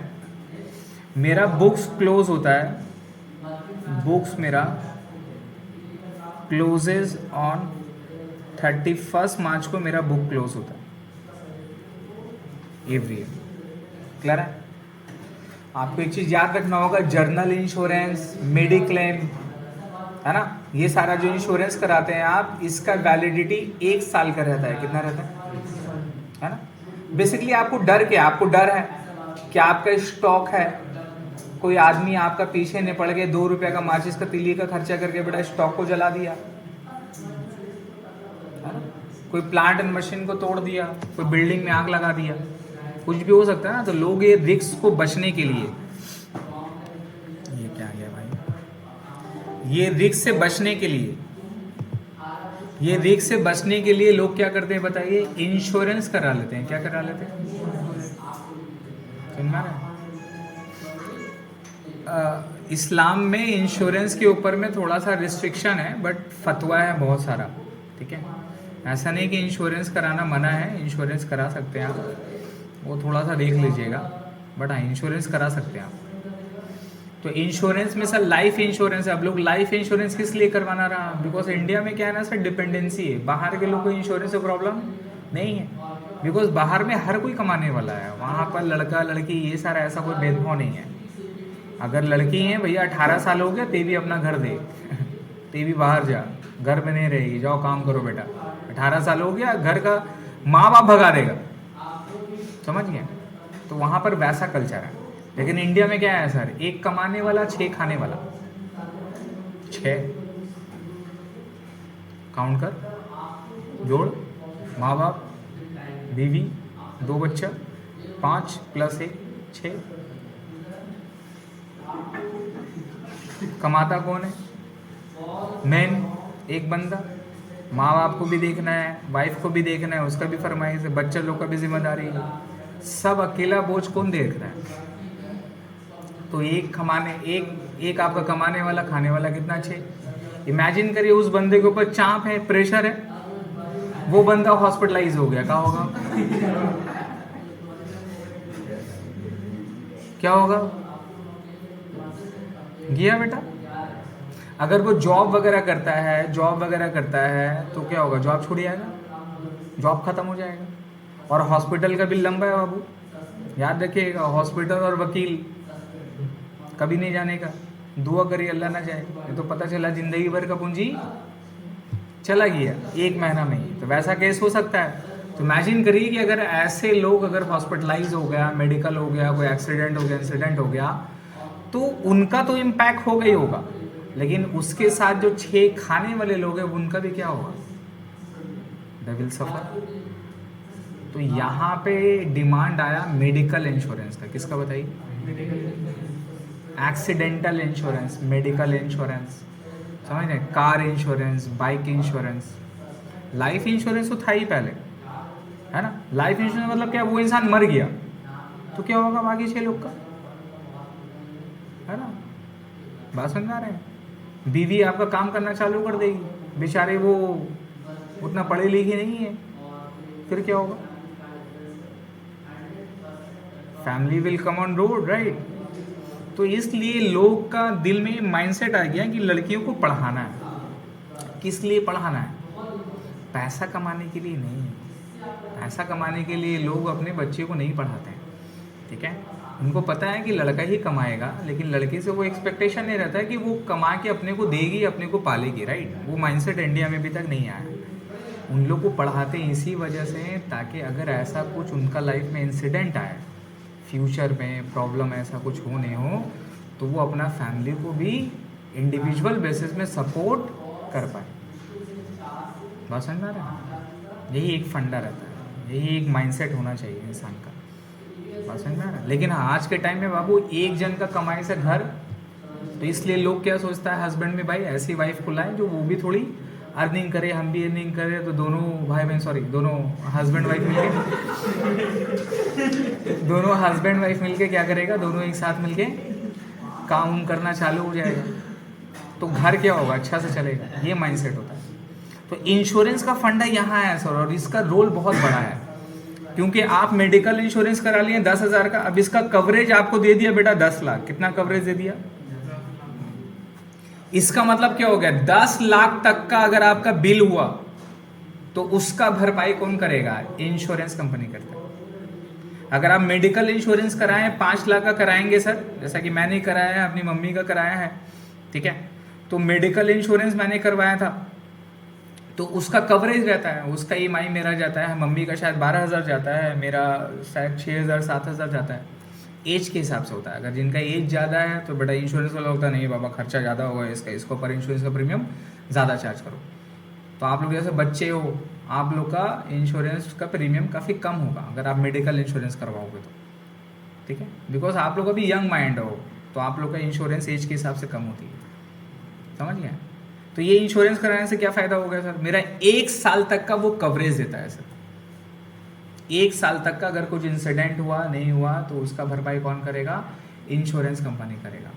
लेकिन 1 साल में अगर कुछ नहीं हुआ, अल्लाह न करे कुछ हो, आप दुआ मत करिएगा बाबा इंश्योरेंस का पैसा नुकसान हो जाएगा। अगर 1 साल में कुछ नहीं हुआ, 1 साल में कुछ नहीं हुआ तो इसका मतलब ये जो 10,000 रुपये ये आपका लॉस हो जाएगा, ये डेड लॉस बोलते हैं इसको, ये इंश्योरेंस कंपनी आपको वापस नहीं करेगी। वो सेटिस्फैक्शन देने के लिए आपसे 10,000 रुपये ले रहा है, लेकिन अगर कल को कोई नुकसान हुआ तो उसका भरपाई करने के लिए दौड़ जाइएगा, है ना। आप कैसा मेडिकल का इंश्योरेंस किया हुआ है तो भैया कुछ हुआ नहीं हुआ, हॉस्पिटल मेरे को लेके चल, कहीं नहीं जाना मेरे को, कहाँ अपोलो क्या है भैया, 10 लाख का है, अब 3 दिन में रहे कितना खर्चा होगा, 3 लाख रुपया होगा, आप थोड़ी ना देंगे, कौन देगा। बट यहाँ भी कैश है बेटा, पूरा क्लेम इंश्योरेंस कंपनी नहीं देता है, आप पकड़ के चलो 90% इंश्योरेंस कंपनी देगा, समझ गए। तो मेडिकल इंश्योरेंस करा लेने के बाद में भी थोड़ा जेब देख लीजिएगा, कम से कम 10% वाला पैसा है या नहीं है। बेटा 3 लाख रुपए का बिलिंग हो गया, पता चला 90% इंश्योरेंस कंपनी दे दे, 30,000 बोला आप दो, खत्म, समझ गए। ऐसा भी नहीं कि पूरा 100% क्लेम वो देता है, तो ये भी चीज़ है। तो मैंने जाना है कि 10,000 रुपये जो कंपनी कराता है, कंपनी में भी तो अलग अलग इंश्योरेंस होगी, जनरल इंश्योरेंस, आग लगने का इंश्योरेंस, हमारा एक चैप्टर है इंश्योरेंस क्लेम बोलकर, उसमें अपने लोग पढ़ेंगे कि क्लेम कैसे करके करते हैं अपने लोग। मतलब ये जो 10,000 रुपये मैंने किया है ना, आपको ये एबनॉर्मल लॉस हो गया तो क्लेम कैसे करेंगे इंश्योरेंस कंपनी से, वो भी हमारा एक चैप्टर है। तो ये 10,000 अपने लोग ने कब किया, 1 जून में किए, है ना, सॉरी 1 जून करें, इसको करो 1 जुलाई। तो ये 1 जुलाई में किए, तो ये जो 10,000 रुपया ये मेरा कहाँ से लेके कहाँ तक रहेगा बताओ, ये 1 जुलाई 2021 से लेके इसका वैलिडिटी कहाँ तक रहेगा, 30 जून तक रहेगा ना सर। ये थोड़ी ना मार्च का एंड वगैरह मानेगा भाई, ये तो बोले कि आप जिस दिन कराएं उसका 1 साल तक का कवरेज देंगे। अगर आप 12 जुलाई को कराएंगे तो भैया 11 जून तक आपका कवरेज होगा, चीज समझ में आ रहा है, 11 जुलाई तक होगा पूरा 1 साल। जिस दिन आपका डेट में आपको अप्रूवल लेटर मिला, आपका पेमेंट क्लियर हो गया, अप्रूवल जिस दिन आ गया वहां से लेके यहाँ तक। अभी तो सब ऑनलाइन हो जाता है सर, ऑनलाइन में आप 5 मिनट में कोई भी हेल्थ इंश्योरेंस वगैरह बाई कर सकते हैं, राइट, काफ़ी इजी हो गया आज के टाइम पे। हाँ, लेकिन कौन सा हेल्थ इंश्योरेंस ज़रूरत के टाइम में पैसा देगा, वो इम्पोर्टेंट है बेटा, देख लीजिएगा, समझ गए। तो पैसा देने के मामले में थोड़ा सा कॉशियस रहिएगा कहाँ पे दे रहे हैं। अभी क्या है, स्कैम वगैरह ये सारा बहुत सारा ऑनलाइन पे निकला हुआ है, और आप लोग को जाते जाते ऑनलाइन में अलग लेवल का स्कैम आएगा। अभी तो ऐसा लगता है कि यूट्यूब में खाली सब कोई बेटा सेल मार रहा है, सब सिखा रहा है, फ्री का वेबिनार मेरे से ही सीख लीजिए, डिजिटल मार्केटिंग सीख लीजिए, इंग्लिश बोलने सिखा देंगे, चलना सिखा देंगे, सही से एटीट्यूड में बात करना सिखा देंगे, समझ रहे हैं, मेकअप वगैरह सिखा देंगे, हर एक चीज़ खाली यूट्यूब में फ्री में बेच रहा है। लेकिन वो फ्री है क्या, नहीं, समझ में आ रहा है। स्ट्रैटेजी है सर, याद रखिएगा लाइफ में, if there is something free for you, in something free product for you, then you are the product, simple as that. अगर आपको कोई चीज़ फ्री में दे रहा है, कोई फ्री में प्रोडक्ट दे रहा है, तो वो फ्री नहीं है भैया, आप ही प्रोडक्ट हो। कोई चीज़ फ्री नहीं है बाबू दुनिया में, अगर कोई फ्री में दे रहा है तो वो बड़ा काटेगा, समझ गए, वो बड़ा लेगा, कुछ ऐसा लेगा कि जो कि आपको समझ में भी नहीं आएगा क्या होगा। फ्री का काम मत करिएगा, जहाँ पैसा देने की चीज़ है वहाँ पैसा दीजिएगा। तो 1 जुलाई से लेके 30 जून तक, अब देखिए ये जो खर्चा किया मैंने 10,000 कहाँ से लेके कहाँ तक किया, लेकिन मेरा ईयर एंड कहाँ तक है, हमको खर्चा ये कहाँ से दिखाना होगा, 1 जुलाई से लेके कहाँ तक दिखाना होगा बेटा, 31 मार्च 22 तक दिखाना है। चीज़ समझ में आ रहा है? यहाँ पे ये प्रॉब्लम हो गया। तो ये 10,000 तो मैंने पेमेंट कर दिया, मेरे बुक्स में क्या रिकॉर्ड होगा, insurance account debit to bank, insurance account debit to bank. तो इंश्योरेंस का डेबिट में 10,000 आ गया, लेकिन क्या 10,000 पूरा 1 साल का खर्चा है क्या, मार्च तक का खर्चा है, ये कहाँ तक का खर्चा है, जून तक का किया हुआ है सर। तो मेरा एडवांस कितना महीना हो गया, कितना महीना एडवांस हो गया, 3 महीना एडवांस हो गया, अप्रैल मई जून, अप्रैल मई जून।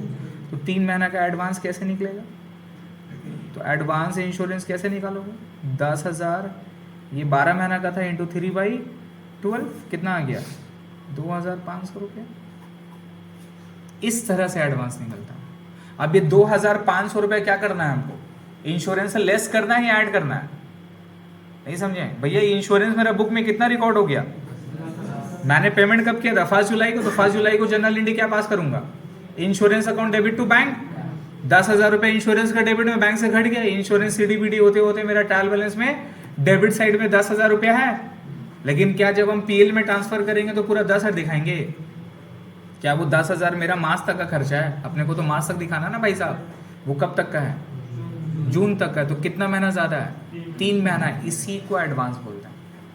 ये 3 महीना का एडवांस आपको क्या करना होगा, लेस करना होगा। 3 महीना का एडवांस क्या करना होगा, लेस करना होगा। तो 10,000 में से 2,500 लेस कर देंगे तो आपका एक्चुअल खर्चा कितना उस साल का, 7,500। यही 2,500 को एडवांस बोलते हैं सर। ये लेस करना होगा आपको, समझ में आ रहा है। और इसका जर्नल एंट्री क्या पास करना होगा, यही 2,500 रुपये ऐसे निकलता है, समझ रहे हैं। इसका जर्नल एंट्री क्या पास करना होगा sir, insurance paid in advance, ये एसेट्स है ना, ये मेरा एसेट्स है। 10,000 रुपये मैंने दिया, 7,500 दिखाया, लेकिन 2,500 रुपये क्या है, नेक्स्ट ईयर दिखाएंगे, नेक्स्ट ईयर का खर्चा बोल के दिखाएंगे, तो ये तो मेरा एसेट्स हो गया। तो जर्नल एंट्री क्या पास करते हैं बेटा, प्रीपेड, क्या बोलते हैं, प्रीपेड इंश्योरेंस, क्या बोलते हैं, prepaid insurance account debit to insurance, prepaid insurance account debit to insurance. अब ये मैंने इंश्योरेंस बोला था, इसका जगह में कोई और खर्चा भी हो सकता है, समझ रहे हैं। इसका जगह में सर कोई और खर्चा भी हो सकता है, तो prepaid insurance account debit to insurance. Sir Hamid भाई से बात के लिए वो हाँ बोल दो सर, बिजी सर चाबी अभी हम निकलेंगे बाबू, हमारे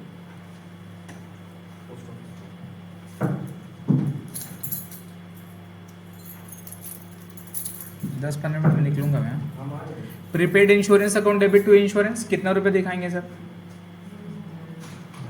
तो 10,000 रुपये डेबिट साइड में था, 2,500 रुपये लेस कर दिए, 7,500 हुआ, और प्रीपेड इंश्योरेंस बोल के 2,500 रुपये मैंने दिखा दिया, ठीक है। अब मैं आपको एक चीज़ बताता हूँ, ये जो मैंने आपको पॉइंट बताया, अभी तक 3 साल मेरा प्रैक्टिस हो गया है। बहुत सारे अकाउंटेंट मेरे को अपना फाइल देते हैं, इनकम टैक्स में ट्रेडिंग पीएल बना के देते हैं, मैं उसको साइन करके ऑडिट करता हूँ।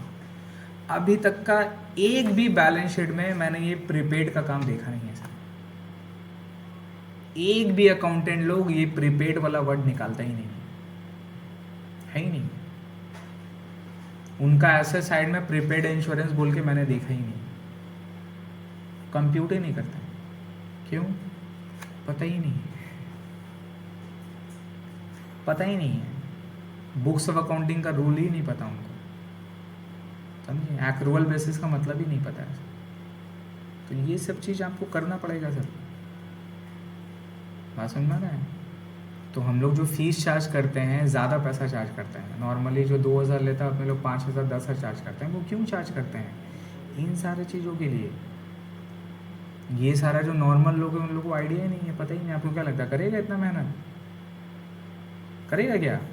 तो बुक्स ऑफ अकाउंट आपका करेक्ट हुआ कहाँ से, आप इसको 2,500 रुपये लेस नहीं करोगे तो प्रॉफिट एक्चुअल आया क्या, प्रॉफिट नहीं आया। तो प्रॉफिट तो आपका एक्चुअल में सही है ही नहीं, वो तो गलत है, समझे। चलिए क्लियर हो गया सर पहला। तो प्रीपेड अगर कुछ भी रहेगा तो ऐसे ही करेंगे जनरल एंट्री। अच्छा, इसका फर्स्ट टाइम सेकेंड टाइम बताओ। फर्स्ट टाइम क्या हो रहा है, टू इंश्योरेंस कर रहे हैं, इंश्योरेंस डेबिट होता है, ये क्रेडिट हो रहा है ना सर। तो क्या कर रहे हैं एक्चुअल में, लेस कर रहे हैं या ऐड कर रहे हैं, लेस कर रहे हैं। तो फर्स्ट टाइम क्या करना होगा, less from insurance,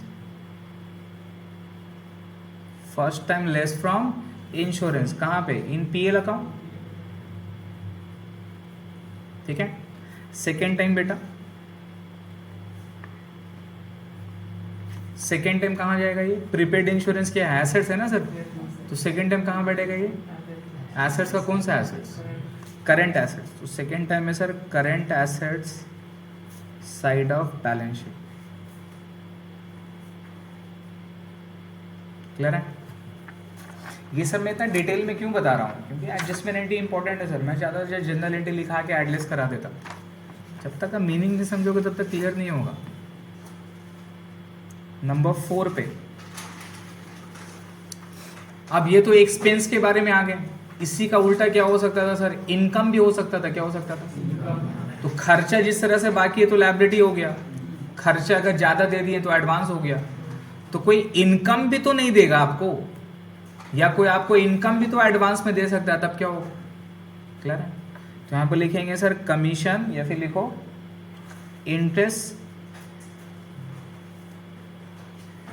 interest due but not receive, interest due but not receive ₹1500, ठीक है। या फिर लिखा रहेगा interest due to be receive, interest due to be receive. तो इंटरेस्ट देखिए दो होता है, या तो इंटरेस्ट देना है या तो इंटरेस्ट। अगर इंटरेस्ट देना है तो वो खर्चा है, और किसी से इंटरेस्ट लेना है तो वो इनकम है। अगर किसी को इंटरेस्ट देना है तो इसका मतलब मैंने लोन लिया, और किसी से इंटरेस्ट लेना है तो मैंने उसको लोन याद रखिएगा। किसी से भी अगर आप लोन लेते हैं, आगे चल के जब आप मेहनत करेंगे, बिजनेस वगैरह करेंगे, तो आपको पैसा वगैरह बिजनेस में डालने के लिए किसी से लोन लेना पड़ता है, किसी से पैसा लेना पड़ता है, समझ में आ रहा है? तो किसी से भी अगर आप बुक्स ऑफ अकाउंटिंग में पैसा लोगे ना, तो या तो दो चीज़ दिखाओगे, या तो आप उसको इनकम बोल के दिखाओगे, या तो आप उसको लोन बोल के दिखाओगे। क्या बोल के दिखाओगे?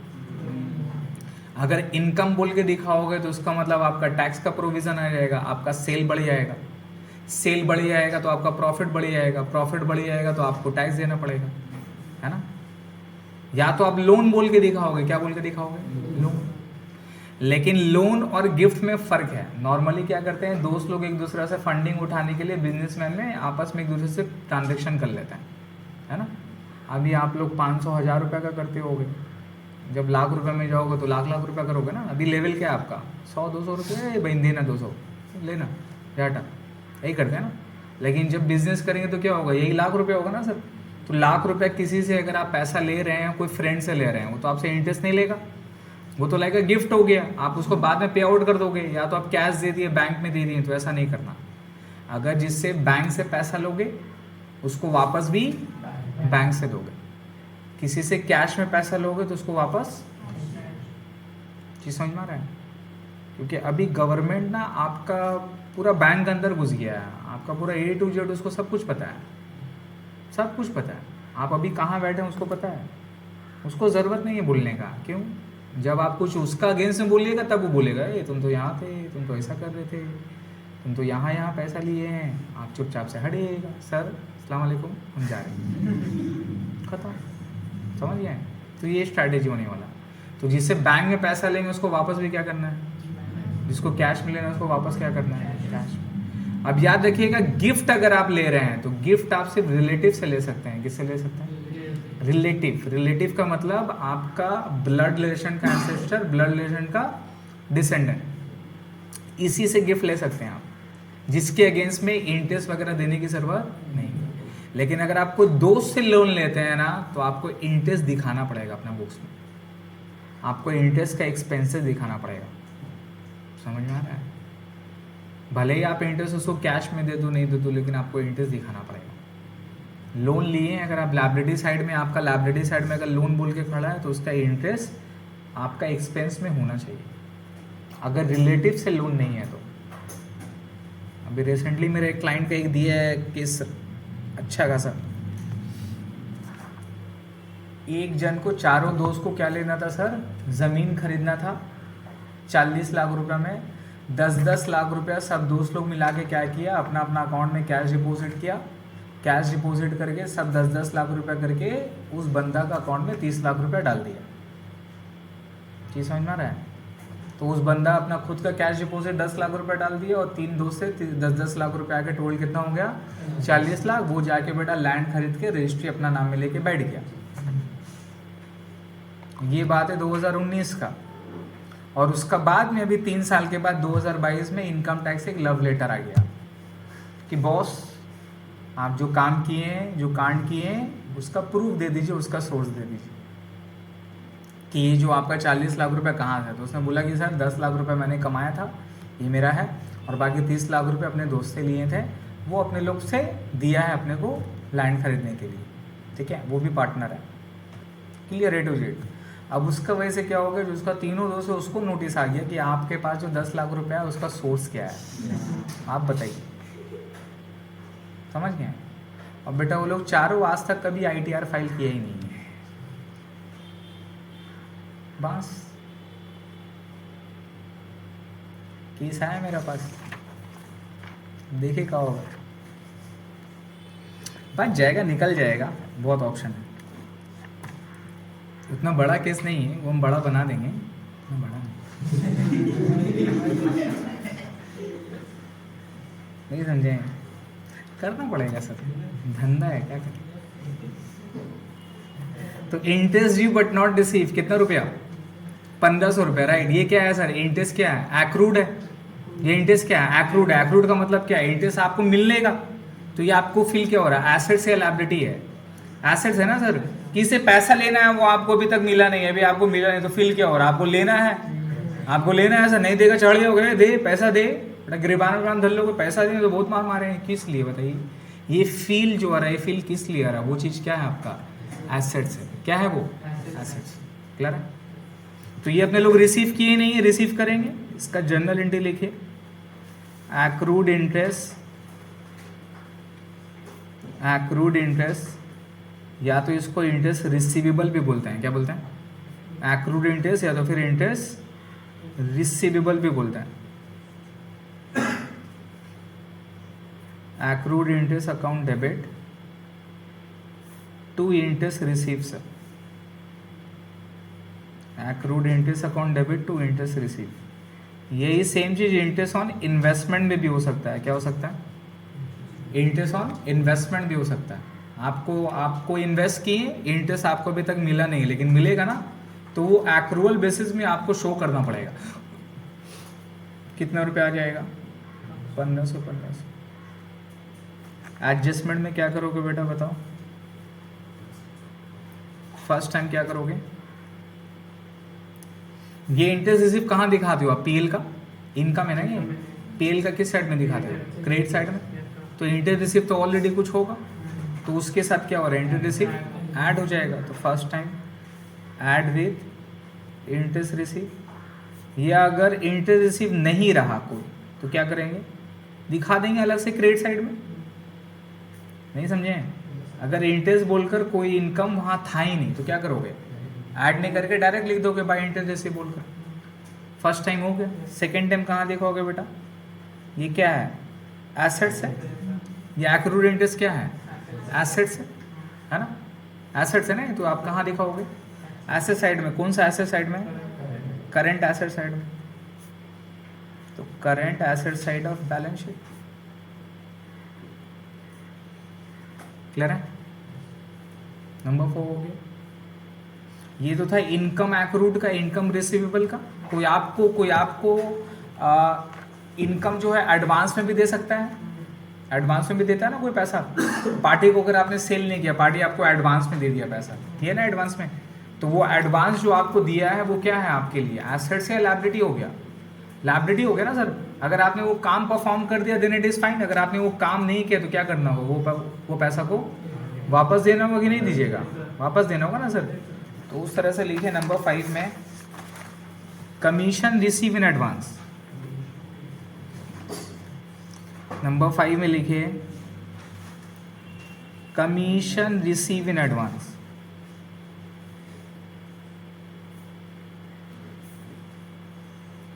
₹500 बेटा। कमीशन रिसीव इन एडवांस ₹500 जी। अब ये कमीशन रिसीव इन एडवांस क्या फील हो रहा है, एसेट से या लायबिलिटी है?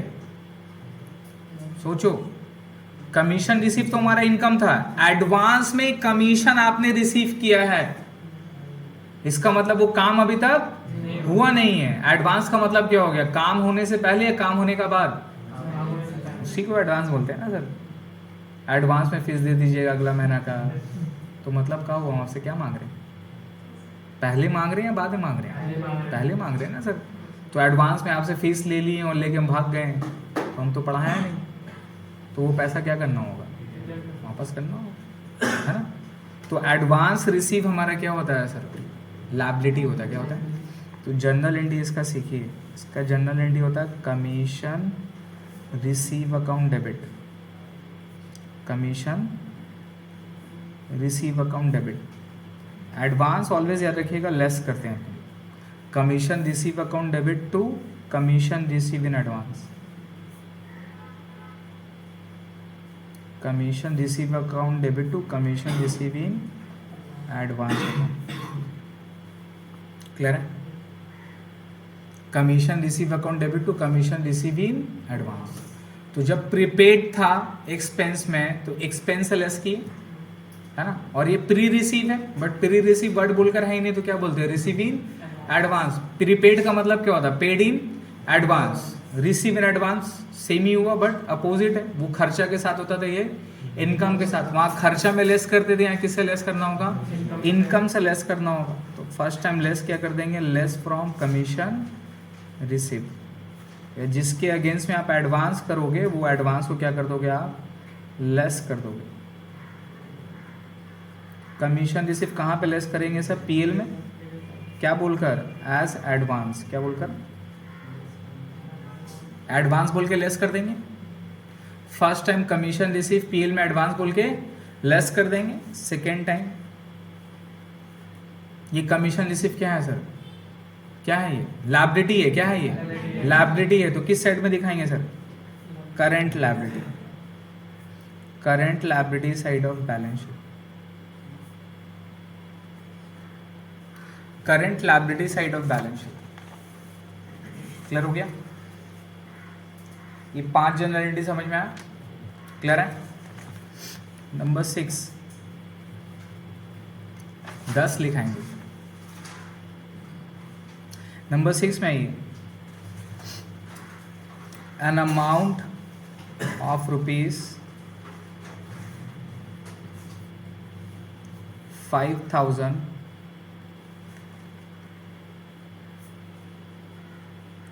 was due from a customer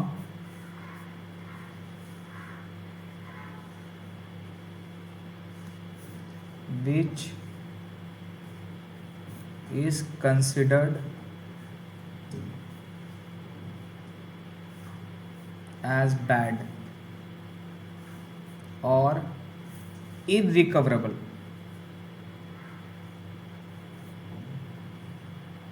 irrecoverable. An amount of ₹5,000 was due from a customer which is considered as bad or irrecoverable. In short में एक वर्ड बताइए, क्या है ये, bad day. Bad day, bad day नहीं बोलते, अरे टोपी हो गया, वो चूना लग गया मेरे को, छन है आम लगने बोलते हैं ना राजा बाजार में, अरे टोपी लगा दिया भाई, है। तो अब राजा बाजार से हट गया, वहाँ का नहीं है, कहाँ का, अभी रिपन स्टेट में आ गया ना, यहीं आ गया स्टैंडर्ड।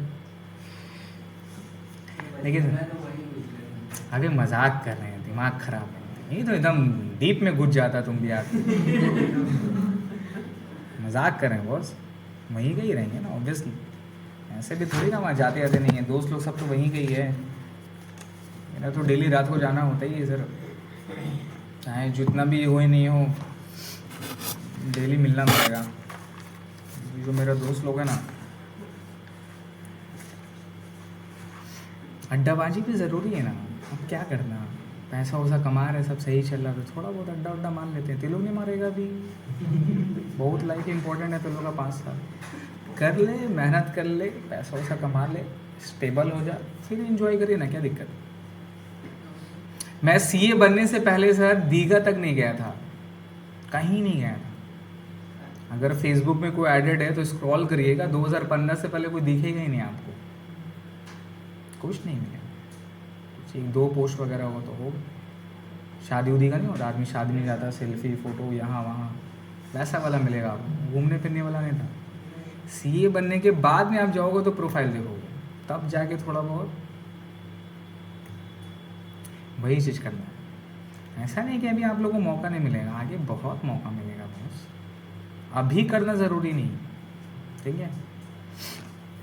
पढ़िए, तो ये सर बैड डेप हो गया, क्या हो गया ये बैड डेप हो गया, टोपी लग गया सर, चूना लग गया, तो इससे क्या होता है, इससे क्या होता है, लॉस हो गया ना, ये क्या है, लॉस है।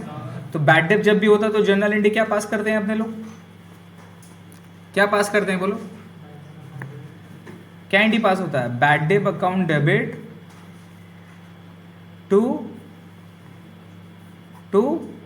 Debtor sir, to debtor, bad debt account debit to debtor, sorry sundry debtor, sundry debtor.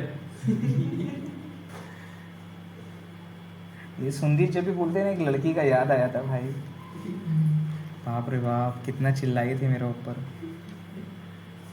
Student थी, क्लास 11 में पढ़ ली थी, पढ़ाते थे, तो उसको मैंने बोल दिया है कि सुंदरी डेटर, सुंदरी सुंदरी सुनती सुनते हो, समझ गए भैया सुंदरी होगा। अभी स्कूल में उसके टीचर खड़ी कराएंगे उसको डिक्टेट करने के लिए, सुंदरी डेटर ₹1,05,000।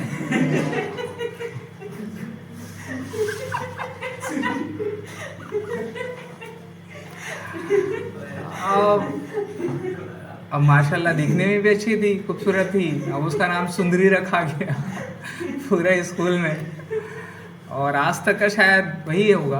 अब क्लास ट्यूशन में आके बोल रहे हैं सर बहुत गलत किया आप, आपको पढ़ने उड़ने नहीं आता है, इंग्लिश का ट्यूशन लीजिए आप। पुलिस संडी डेटर होता है, आप सुंदरी सुंदरी कर रहे हैं। सुंदरी बोलते थोड़ी ना है, संडी है ना सर। बोले हाँ बेटा गलती हो गया। बोले तो ऐसा ऐसा हुआ, अब उसका ट्यूशन में भी उसका नाम रखा गया, बताइए बेवकूफ़, अकेला में बोलती, अब ट्यूशन में भी नाम रखा गया सुंदरी। समझे सर, तो इसको संडी डेटर बोलते हैं सुजैन जी, समझ गए।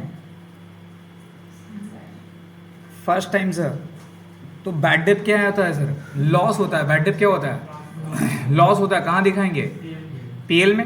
अब अगर ये बैड डेप देखो, अब बैड डेप भी दो तरह का होता है, पढ़े हैं तो लोग बैड डेप का चैप्टर में। एक होता है ड्यूरिंग देयर वाला बैड डेप, जो कि ऑलरेडी इनकर हुआ, और ये एडजस्टमेंट में ना, तो ये कौन सा बैड डेप है, ये मेरा फर्दर बैड डेप है। क्या है ये मेरा फर्दर बैड डेप है सर। तो ये फर्दर बैड डेप आपको कब पता चला, एट द एंड में पता चला, राइट। तो अगर ऑलरेडी जो बैड डेप है वो तो पीएल में जाएगा, उस बैड डेप के साथ आप चाहे या तो इसको ऐड कर दो, क्या कर देंगे, ऐड कर देंगे, या अगर अंदर में कोई बैड डेप नहीं रहेगा तो उसको पीएल का डेबिट में दिखा देंगे। तो यहाँ पे लिखेंगे first time add with bad debt, add with bad debt, और किस साइड में दिखाते हैं, debit side of PL account, ठीक है। फर्स्ट टाइम या तो फिर ऐड कर देंगे बैड डेप और debit side of PL account, क्या बोलकर, एज फर्दर बोलकर, क्या बोलकर, ऐड क्या करोगे, एज फर्दर बोलकर। आप लिखोगे ना टू बैड डेप, दो कॉलम होता है, रिमेंबर दो कॉलम बनाना है, इनर कॉलम में अमाउंट लिखोगे, फिर ऐड क्या करोगे, ऐड फर्दर, फर्दर बोल के जोड़ दोगे, जोड़ के क्या होगा, फिर बाहर जाएगा। ये हो गया फर्स्ट टाइम। सेकेंड टाइम क्या होता है सर, बैड डेप होने की वजह से क्या होता है, बैड डेप होने की वजह से क्या होता है, मेरा डेटर का अमाउंट कम हो जाएगा, डेटर का अमाउंट कम हो जाएगा, घट जाएगा ना सर, नहीं घटेगा क्या। अरे किसी को माल भेजे तो उसे पैसा लेना था, वो नहीं दिया तो उसको तो लेस करना होगा, वो और देगा क्या, नहीं देगा, खत्म, झूल पैसा। तो लेस कर देंगे, क्या करेंगे sir, less from sundry debtors.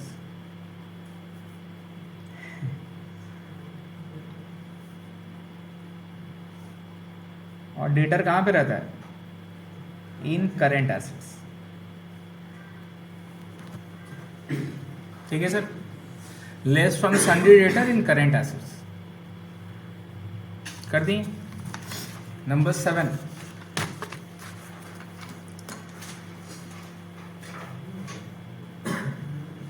Number 7, charge provision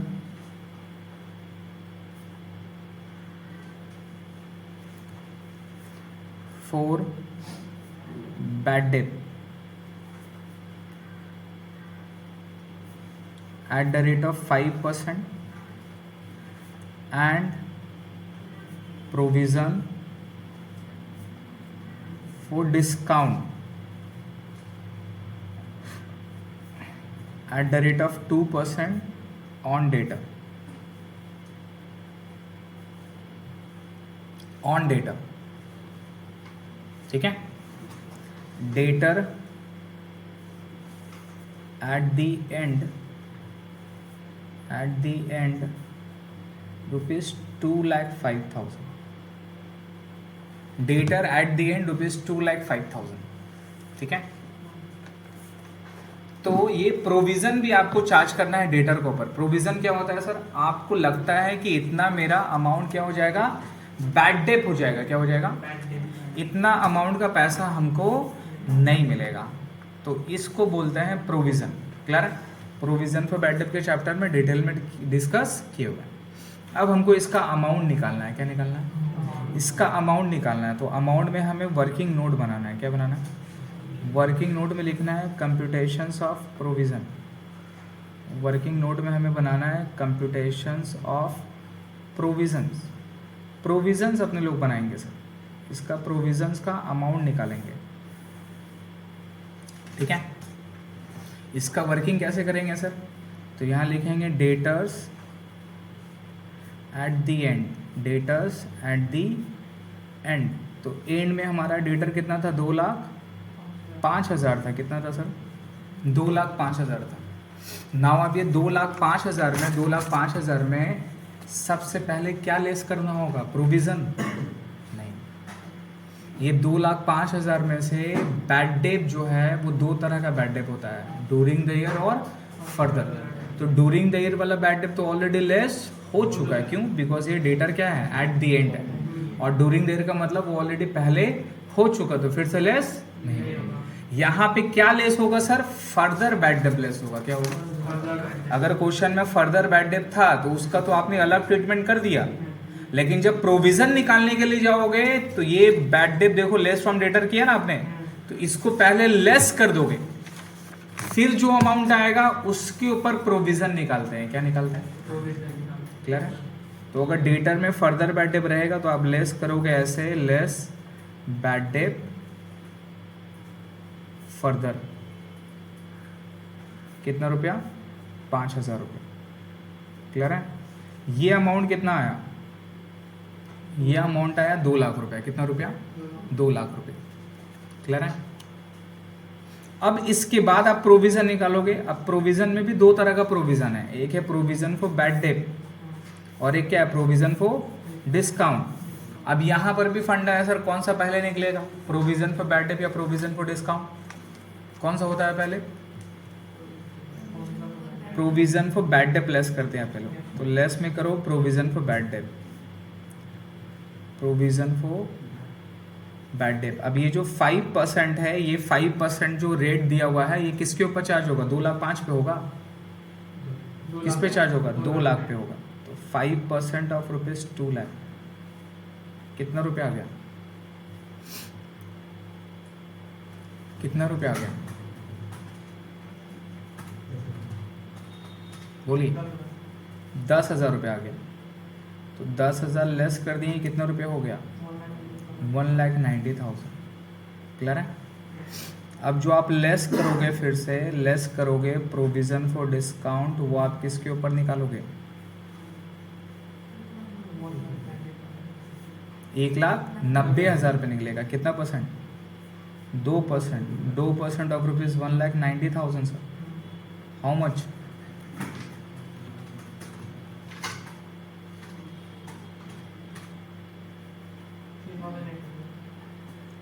ये लेस करके कितना आ गया?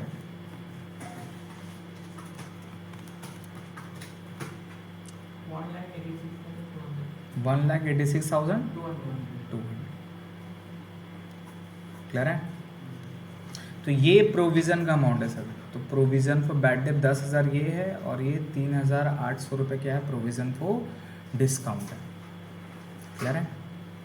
अब ऐसा क्यों हुआ सर, बैड डेट पहले क्यों लेस किए? तो इसका एग्जाम्पल ऐसे देते हैं सर, यहाँ पर इतने सारे स्टूडेंट हैं, है ना। अब हमको क्या करना है सर, कुछ स्टूडेंट को हमको डिस्काउंट देना है। क्या देना है? न्यू ईयर आ रहा है बेटा, खर्चा है आप लोग का, जाइए 1 महीना का फीस माफ, ये समझे। क्रिसमस डे आ रहा है सुजैन, 1 महीना का फीस माफ, ये हमको डिस्काउंट देना है ना। अब ये डिस्काउंट हम किसको देंगे? सब स्टूडेंट को देंगे, लेकिन कौन स्टूडेंट को देंगे? जो टाइम पे फीस दी है, जो टाइम पे, सिर्फ उसको देंगे ना सर, कि सबको देंगे? जो बैड डेट किया उसको भी देंगे? वो तो ऐसे ही नहीं दे रहा है, फिर तो तुम उसको डिस्काउंट देगा? बाप रे बाप, उतना बड़ा दिल नहीं है बॉस में, समझ गए? उसको बेवकूफ़ बोलेंगे फिर आप, मतलब बेवकूफ़ का एक अपर वाला वर्ड होता है ना, वो बोलेंगे आप, तो उतना बड़ा नहीं है बॉस, समझ गए? हाँ समझ गए, बोल नहीं सकते ना भाई। क्लियर है सर? तो मेरे को बताइए तो सबसे पहले क्या होगा? सबसे पहले हम जो बैड डेट दिया है पहले उसको हटाएंगे ना, नहीं समझे? और प्रोविजन फॉर बैड डेट का मतलब क्या होता है ना, actually provision for bad date नहीं है, प्रोविजन फॉर डाउटफुल डेट होता है। क्या होता है? उसका मतलब शक करना होता है। क्या करना? डाउट, समझ रहे हैं? जो कि सबसे बड़ा कीड़ा है डिवोर्स होने का, शक, समझ रहे हैं? तो सर शक किए भैया, खत्म। हाँ, अब लेकिन जो शक आता है तो ऐसे थोड़ी ना आता है, ऐसे आएगा शक। आप कुछ किए होंगे ड्रामा, बेटा घर लेट से आ रहे हैं, कॉल नहीं उठा रहे हैं, वीडियो कॉल करे तो कॉल काट दे रहे हैं, तो मतलब क्या है? अगला को आप शक क्रिएट कर रहे हैं, तो शक क्रिएट करें तो भैया शक तो होगा ही होगा। क्लियर है? अब यहां पर सर बताइए, बैड डेट तो 2,05,000 रुपये में से सबसे पहले बैड डेट क्यों लेस किया जा रहा है? क्योंकि हमको शक है कि मान लीजिए कि ये लोग दोनों बंदा जो बेटा देख रहे हैं ना, ये लोग दोनों फीस नहीं देगा। हमको लग रहा है कि अकदस मेरा फीस मारेगा, हमको लग रहा है। अकदस बोल रहा है सर लगे ही मत, हम कंफर्म नहीं देंगे, हम नहीं देंगे सर, हम कंफर्म आपको बोल रहे कि हम फीस नहीं देंगे। हम बोले नहीं अकदस, हमको लग रहा है कि मेरा फीस मारेगा, तेरा चेहरा देख के हमको समझ में आ रहा। बोला नहीं सर, हम फीस नहीं देंगे, हम नहीं देंगे सर, मेरा खर्चा बहुत है, आपको फीस देने का पैसा नहीं है सर। समझिए बात को, मेरा खर्चा है, मेरा एक्सपेंस है, समझ रहे हैं? आई चेकअप में जा रहे हैं, ग्लास नए लेंगे, खर्चा है मेरा सर। अब एक्सपेंस है सर उसका अगला का। अब वो हमको कंफर्म क्या बोला है कि बैड डेट है, हम क्या हम क्या जो ऑलरेडी कंफर्म बैड डेट बोलेगा उसके ऊपर शक करेंगे हम? शक किसके ऊपर करेंगे? शक किसके ऊपर करेंगे? आ रहा हूं। शक किसके ऊपर करते हैं सर? जो यकीन हो गया, क्या यकीन के ऊपर शक होता है? क्या शक किसके ऊपर होता है? जो यकीन नहीं होता। तो जब हमको शक करना है तो हम बैड डेट के ऊपर में शक करेंगे क्या? इसलिए बैड डेट को पहले क्या कर देते हैं? लेस कर देते हैं। तो 2,05,000 था, बैड डेट को सेट कर दिए, लेस कर दिए। ये जो आया ना, इसको बोलते हैं डाउटफुल डेटर। क्या बोलते हैं इसको? एग्जैक्टली वर्ड है डाउटफुल डेटर। अब जो शक करेंगे वो किसके ऊपर करेंगे? अकदस को छोड़ के। अकदस तो कंफर्म है, अब इसको छोड़ के शक करेंगे। ये साहिल नहीं आ रहा है, ये बेटा पीछे वाले तो चश्मा वाला और है, ये भी हमको लग रहा है फीस नहीं देगा। समझ में आ रहा है? सुजैन ठीक है, सुजैन फीस दे देगी, सुजैन फीस दे देगी। हमको लग रहा है एक और उसका नया दोस्त आया है, ये भी बेटा नहीं देगा, ये भी आ जाए फिर चल जाएगा। समझ रहे हैं? ये हम शक कर रहे हैं। क्या करें? तो अब शक किसके ऊपर कर रहे हैं? हम 3 जन के ऊपर कर रहे हैं, तो 3 जन के ऊपर में शक करेंगे तो शक को क्या कर देंगे? लेस कर देंगे। तो 2 लाख था तो 2 लाख से 10,000 को लेस कर देंगे। तो ये जो आया, ये जो मेरा आया, अब क्या हो गया? Good debtor. इसको क्या बोलते हैं? Good debtor. ये समझे? जितना बैड डेट और शकील वाला आदमी सबको हटा दिया, तो अब जो मेरे पास बच्चे बचे वो क्या है? मेरा गुड डेटर। अब जो डिस्काउंट देंगे हम किसको देंगे? इन प्यारे बच्चों को देंगे, लोग हटा देंगे। फालतू है लोग, आगा जागा नहीं, पढ़ाई वढ़ाई करेगा नहीं, पैसा वैसा देगा नहीं, क्या करेंगे? भगा देंगे लोगों को। नहीं समझे, भगाएंगे नहीं, डिस्काउंट नहीं देंगे। डिस्काउंट हम किसको देते हैं सर? गुड डेटर को देते हैं। क्लियर हो गया? इसीलिए ये पैटर्न में फॉलो होता है, पहले बैड डे, फिर प्रोविजन फॉर बैड डे, फिर provision for discount on debtor. अब जो अल्टीमेटली लेस आया इसको बोलते हैं नेट डेटर। क्या बोलते हैं? और बैलेंस शीट में शो कौन सा करेंगे? यही मेरा शोन होगा इन बैलेंस शीट। क्या होगा? शोन होगा इन बैलेंस शीट, क्योंकि डेटर में भी तो लेस करना है सर। डेटर कहाँ बैठता है? बैलेंस शीट में बैठता है, तो बैलेंस शीट में तमाम वर्किंग तो फिर से करना होगा, हम नहीं करेंगे। हम वहाँ लिखेंगे सन्डे डेटर सी वर्किंग नोट नंबर 1 और डायरेक्टली अमाउंट बैठा देंगे 1,86,200, खत्म। ये दोबारा अपने को करने का जरूरत नहीं। क्लियर हो गया? इसका जर्नल एंट्री क्या दिखाएंगे सर? ये प्रोविजन का जर्नल एंट्री क्या होगा सर? प्रोविजन का जर्नल एंट्री होता है PL account, profit and loss account debit, profit and loss account debit to provision for bad debt, to provision for bad debt कितना रुपया? 10,000 रुपया, to provision for discount, to provision for discount. अगर provision for discount नहीं रहा तो सिर्फ bad debt निकालेंगे sir, तो एक का ही एंट्री होगा। आप याद करो बैड डेट का चैप्टर कराएं, बैड डेट का चैप्टर में जो आप लोग बाई पीएल करते थे, क्या करते थे? बाई पीएल, तो एंट्री क्या होता था? पीएल अकाउंट डेबिट टू पीबीडीडी, वही वाली एंट्री है ये। क्लियर है? ये ट्रांसफर कर दिए फर्स्ट टाइम। फर्स्ट टाइम कहाँ जाएगा sir?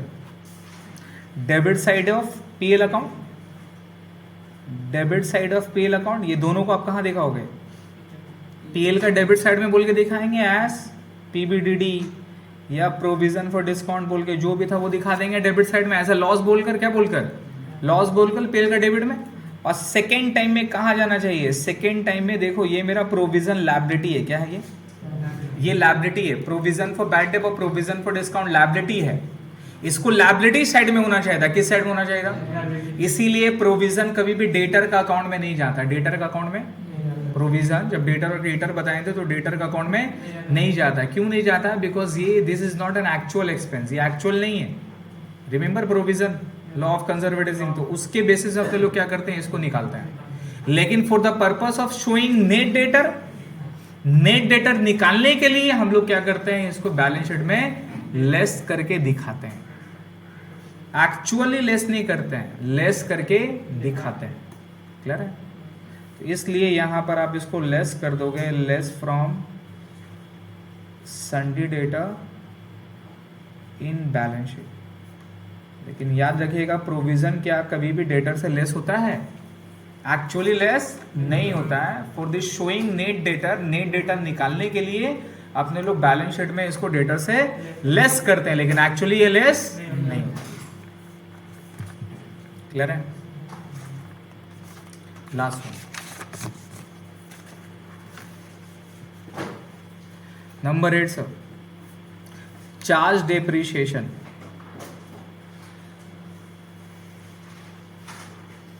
Charge depreciation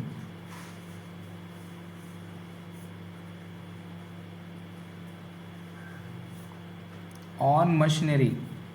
on machinery का मतलब assets, right? Charge depreciation on machinery which is tangible assets.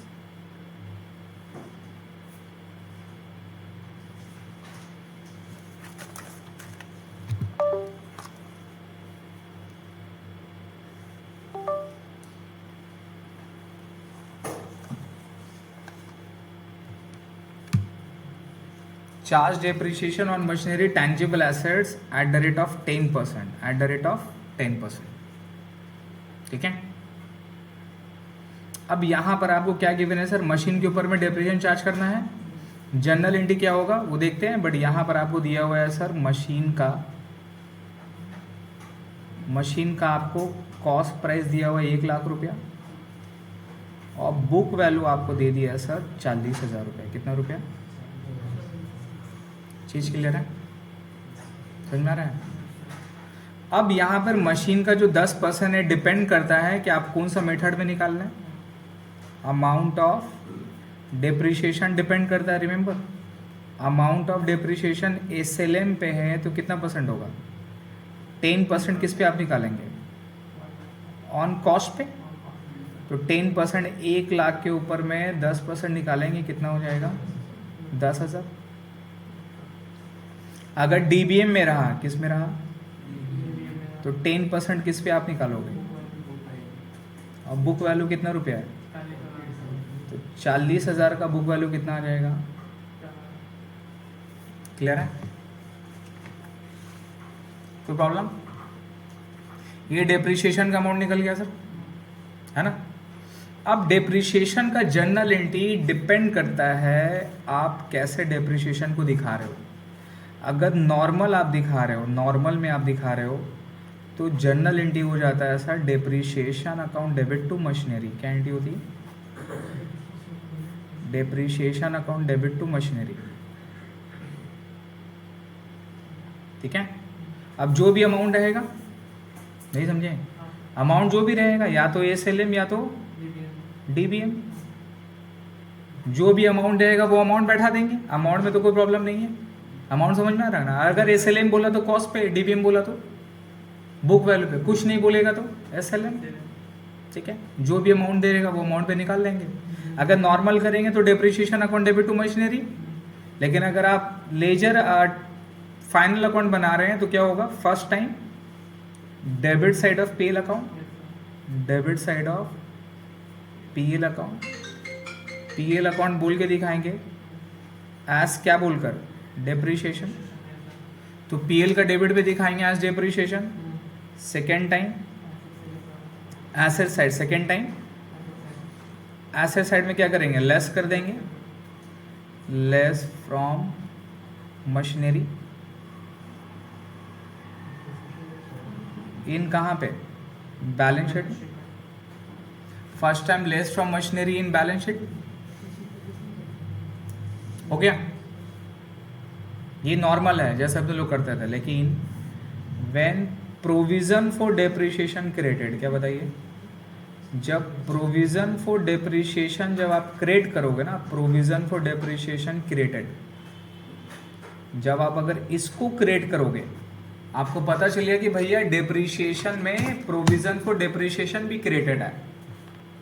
जब क्वेश्चन में आपको कॉस्ट और WDV ऐसे दिया रहेगा, यहाँ पे लिखा हुआ है कॉस्ट 1,00,000 रुपया और यहाँ लिखा हुआ लेस में एक्यूमुलेटेड डेप्रिशिएशन, क्या लिखा हुआ है, एक्यूमुलेटेड या प्रोविजन फॉर डेप्रिशिएशन 60,000 रुपया, और टोटल कितना हो गया सर, 40,000 रुपये। टोटल कितना हो गया सर, 40,000 रुपये, ये लिखा हुआ है। ऐसे भी आपको पता चल गया 1,00,000 है, 40,000 का बुक वैल्यू, इसका मतलब 60,000 अब तक का डेप्रिशिएशन क्या हुआ, लेस हो गया। जिसको अगर क्यूमुलेटिव बोलते हैं तो क्या है, एक्यूमुलेटेड डेप्रिशिएशन, जिसको प्रोविजन फॉर डेप्रिशिएशन बोलते हैं। तो नॉर्मली जब भी प्रोविजन फॉर डेप्रिशिएशन होता है तो अपने लोग जर्नल एंट्री पास करते हैं depreciation account debit to provision for depreciation. क्या चार्ज करते हैं, मतलब हम लोग मशीन को डायरेक्टली लेस नहीं करते हैं सर। मशीन को लेस करने के बजाय उसका एक फंड बना देते हैं, एक प्रोविजन बना देते हैं, और जो पैसा मशीन को लेस करना था वो लेस करने के बजाय वो फंड में अपने लोग क्या करते हैं, ऐड करते जाते हैं। तो हमारा सिचुएशन ऐसे क्रिएट होता है, बैलेंस शीट में एसेट साइड में 1,00,000 रुपया बोलकर लिखा रहता है, और लायबिलिटी साइड में प्रोविजन फॉर डेप्रिशिएशन या एक्यूमुलेटेड डेप्रिशिएशन फंड बोलकर 60,000 रुपया रहता है। तो बुक वैल्यू निकालने के लिए क्या करना होगा, 1,00,000 और 60,000 को लेस करके कितना आना चाहिए, 40,000 आना चाहिए। तो एक्चुअल में 40,000 ही है, यहाँ डायरेक्टली लेस कर देते थे, इस केस में डायरेक्टली लेस कर देते थे डेप्रिशिएशन डेबिट टू मशीनरी, तो प्रोविजन फॉर डेप्रिशिएशन क्रिएट नहीं होता था और मशीन ऑलवेज कितना रहता था, 40,000। इस केस में क्या कर रहे हैं, प्रोविजन क्रिएट कर रहे हैं और मशीन को लेस नहीं कर रहे हैं, तो हर साल डेप्रिशिएशन कहाँ ट्रांसफर हो रहा है, प्रोविजन फॉर डेप्रिशिएशन में। तो मशीन ऑलवेज क्या रह रहा है, 1,00,000 का एसेट साइड में रह रहा है, और जो डेप्रिशिएशन हर साल लेस होना चाहिए था वो एक्यूमुलेटेड फंड बोलकर जमा होते जा रहा है, और वो जमा होकर टोटल कितना हो गया, 60,000। तो 1,00,000 एसेट साइड में, 1,00,000 एसेट साइड में, 60,000 लायबिलिटी साइड में, दोनों को लेस करके कितना आ जाएगा, 40,000 बुक वैल्यू आएगा। बात बराबर ही है, लेकिन मेथड अप्लाई करने का अलग है। यहाँ इसलिए कर रहे हैं बिकॉज डेप्रिशिएशन का एक फंड जमा कर रहे हैं, जैसे ही फंड 1,00,000 हो जाएगा उसको बेच के उस फंड को पैसा यूज कर लेंगे। चीज समझ में आ रहा है? तो ये depreciation account debit to provision for depreciation हो गया, इस तरह से करते हैं। और जब एनटी पास करेंगे तो क्या करेंगे सर, फर्स्ट टाइम कहाँ जाएगा, यहाँ लिखे debit side of PL account.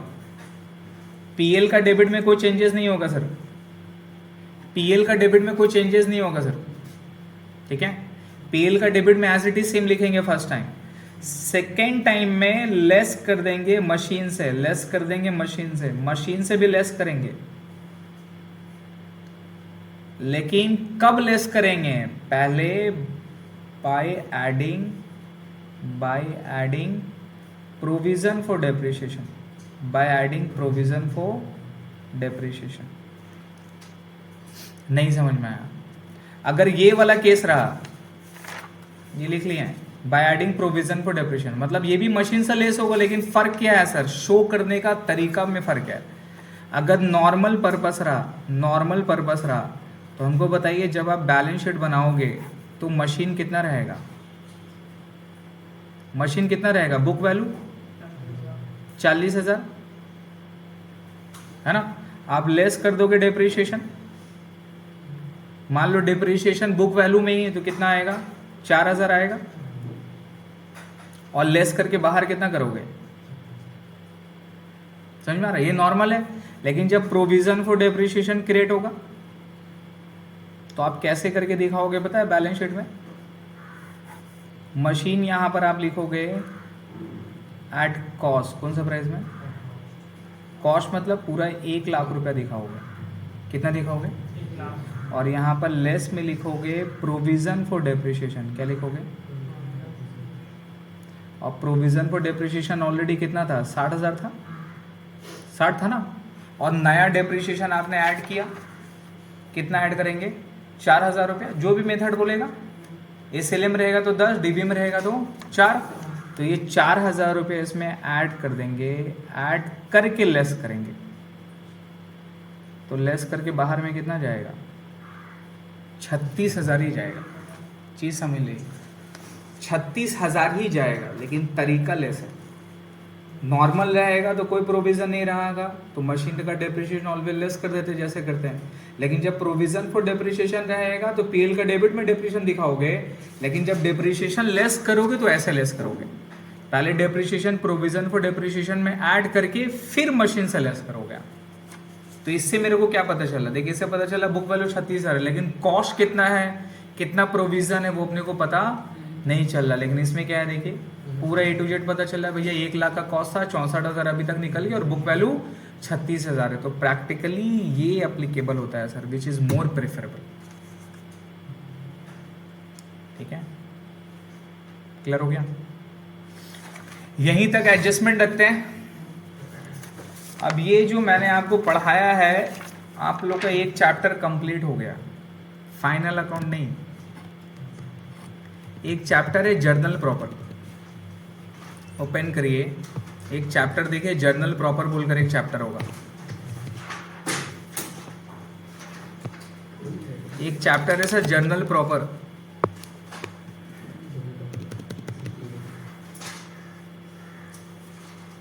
Open करिए, देखिए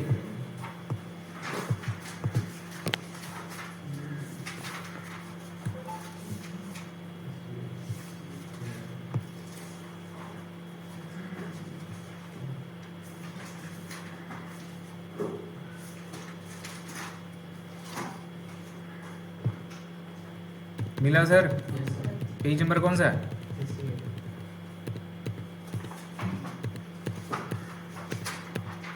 मिल गया? ये चैप्टर कंप्लीट होता है सर। ये देखिए क्रेडिट परचेज ऑफ एसेट्स, तो परचेज ऑफ एसेट्स का जनरल एंट्री क्या होता है वहीं पर लिखिए, assets account debit to party. Credit purchase का एंट्री क्या होता है sir, assets account debit to party. और क्रेडिट सेल का एंट्री क्या होगा sir, party account debit to assets. Assets खरीद रहे हैं, एसेट्स आ रहा है डेबिट टू पार्टी, उस पार्टी को वेंडर बोलते हैं, क्या बोलते हैं? तो क्रेडिट परचेज अगर करेंगे तो जनरल एंट्री क्या होगा, assets account debit to vendor.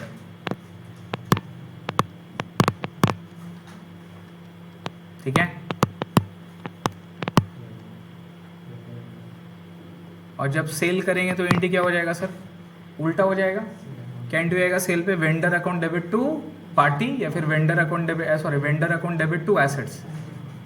Clear है, ये एंट्री हो गया। ओपनिंग एंट्री अपने लोग को पता है, ओपनिंग एंट्री का फॉर्मूला लिखिए assets account debit. Opening entry में वहां पे लिखिए assets account debit to liability to capital, assets account debit to liability to capital. Opening entry का क्या होता है, एसेट जितना भी एसेट्स है सबको डेबिट कर देते हैं sir, assets account debit to liability to liability account और टू कैपिटल अकाउंट।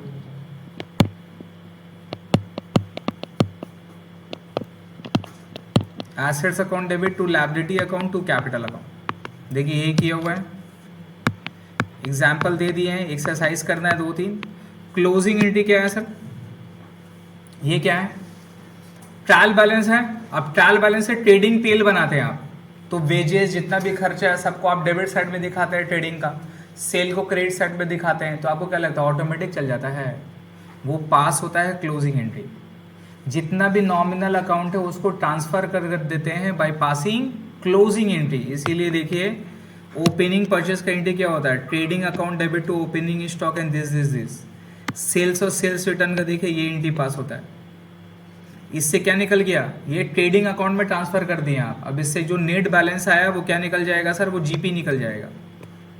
ये जीपी को ट्रांसफर कहाँ कर देते हैं, पीएल में। लॉस रहेगा वो भी कहाँ जाता है, पीएल में। अब जितना भी इनडायरेक्ट खर्चा है वो सब का सब कहाँ चल जाता है सर, पीएल का डेबिट साइड में।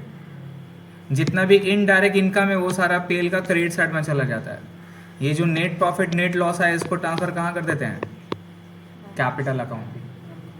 तो ये जो ट्रेडिंग और पीएल में जो आप ट्रांसफर सीख रहे हो, ये ट्रांसफर को क्या बोलते हैं, क्लोजिंग एंट्री बोलते हैं सर। यही क्लोजिंग एंट्री के थ्रू जितना भी नॉमिनल अकाउंट है सब मेरा बुक में क्लोज हो जाता है, बुक का बैलेंस नहीं बचता है। कंटिन्यू क्या रहता है नेक्स्ट ईयर में, एसेट्स और लायबिलिटी।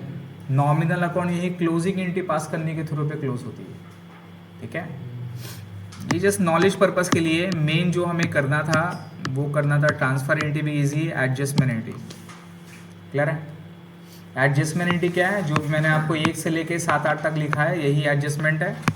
ये आपको पास करना है सर, ये आपको सॉल्व करना है। तो एग्जाम्पल पे लिखिएगा, क्वेश्चन नंबर 6, 7, 8, 9, 10, ये 5 क्वेश्चन बना के लाना आपको। ठीक है, अच्छा ये 13 भी है, जर्नल का है। 13 ऑनर्स का कहाँ किया, ऑनर्स नहीं है। ठीक है, ये जर्नल प्रॉपर कंप्लीट हो गया सर।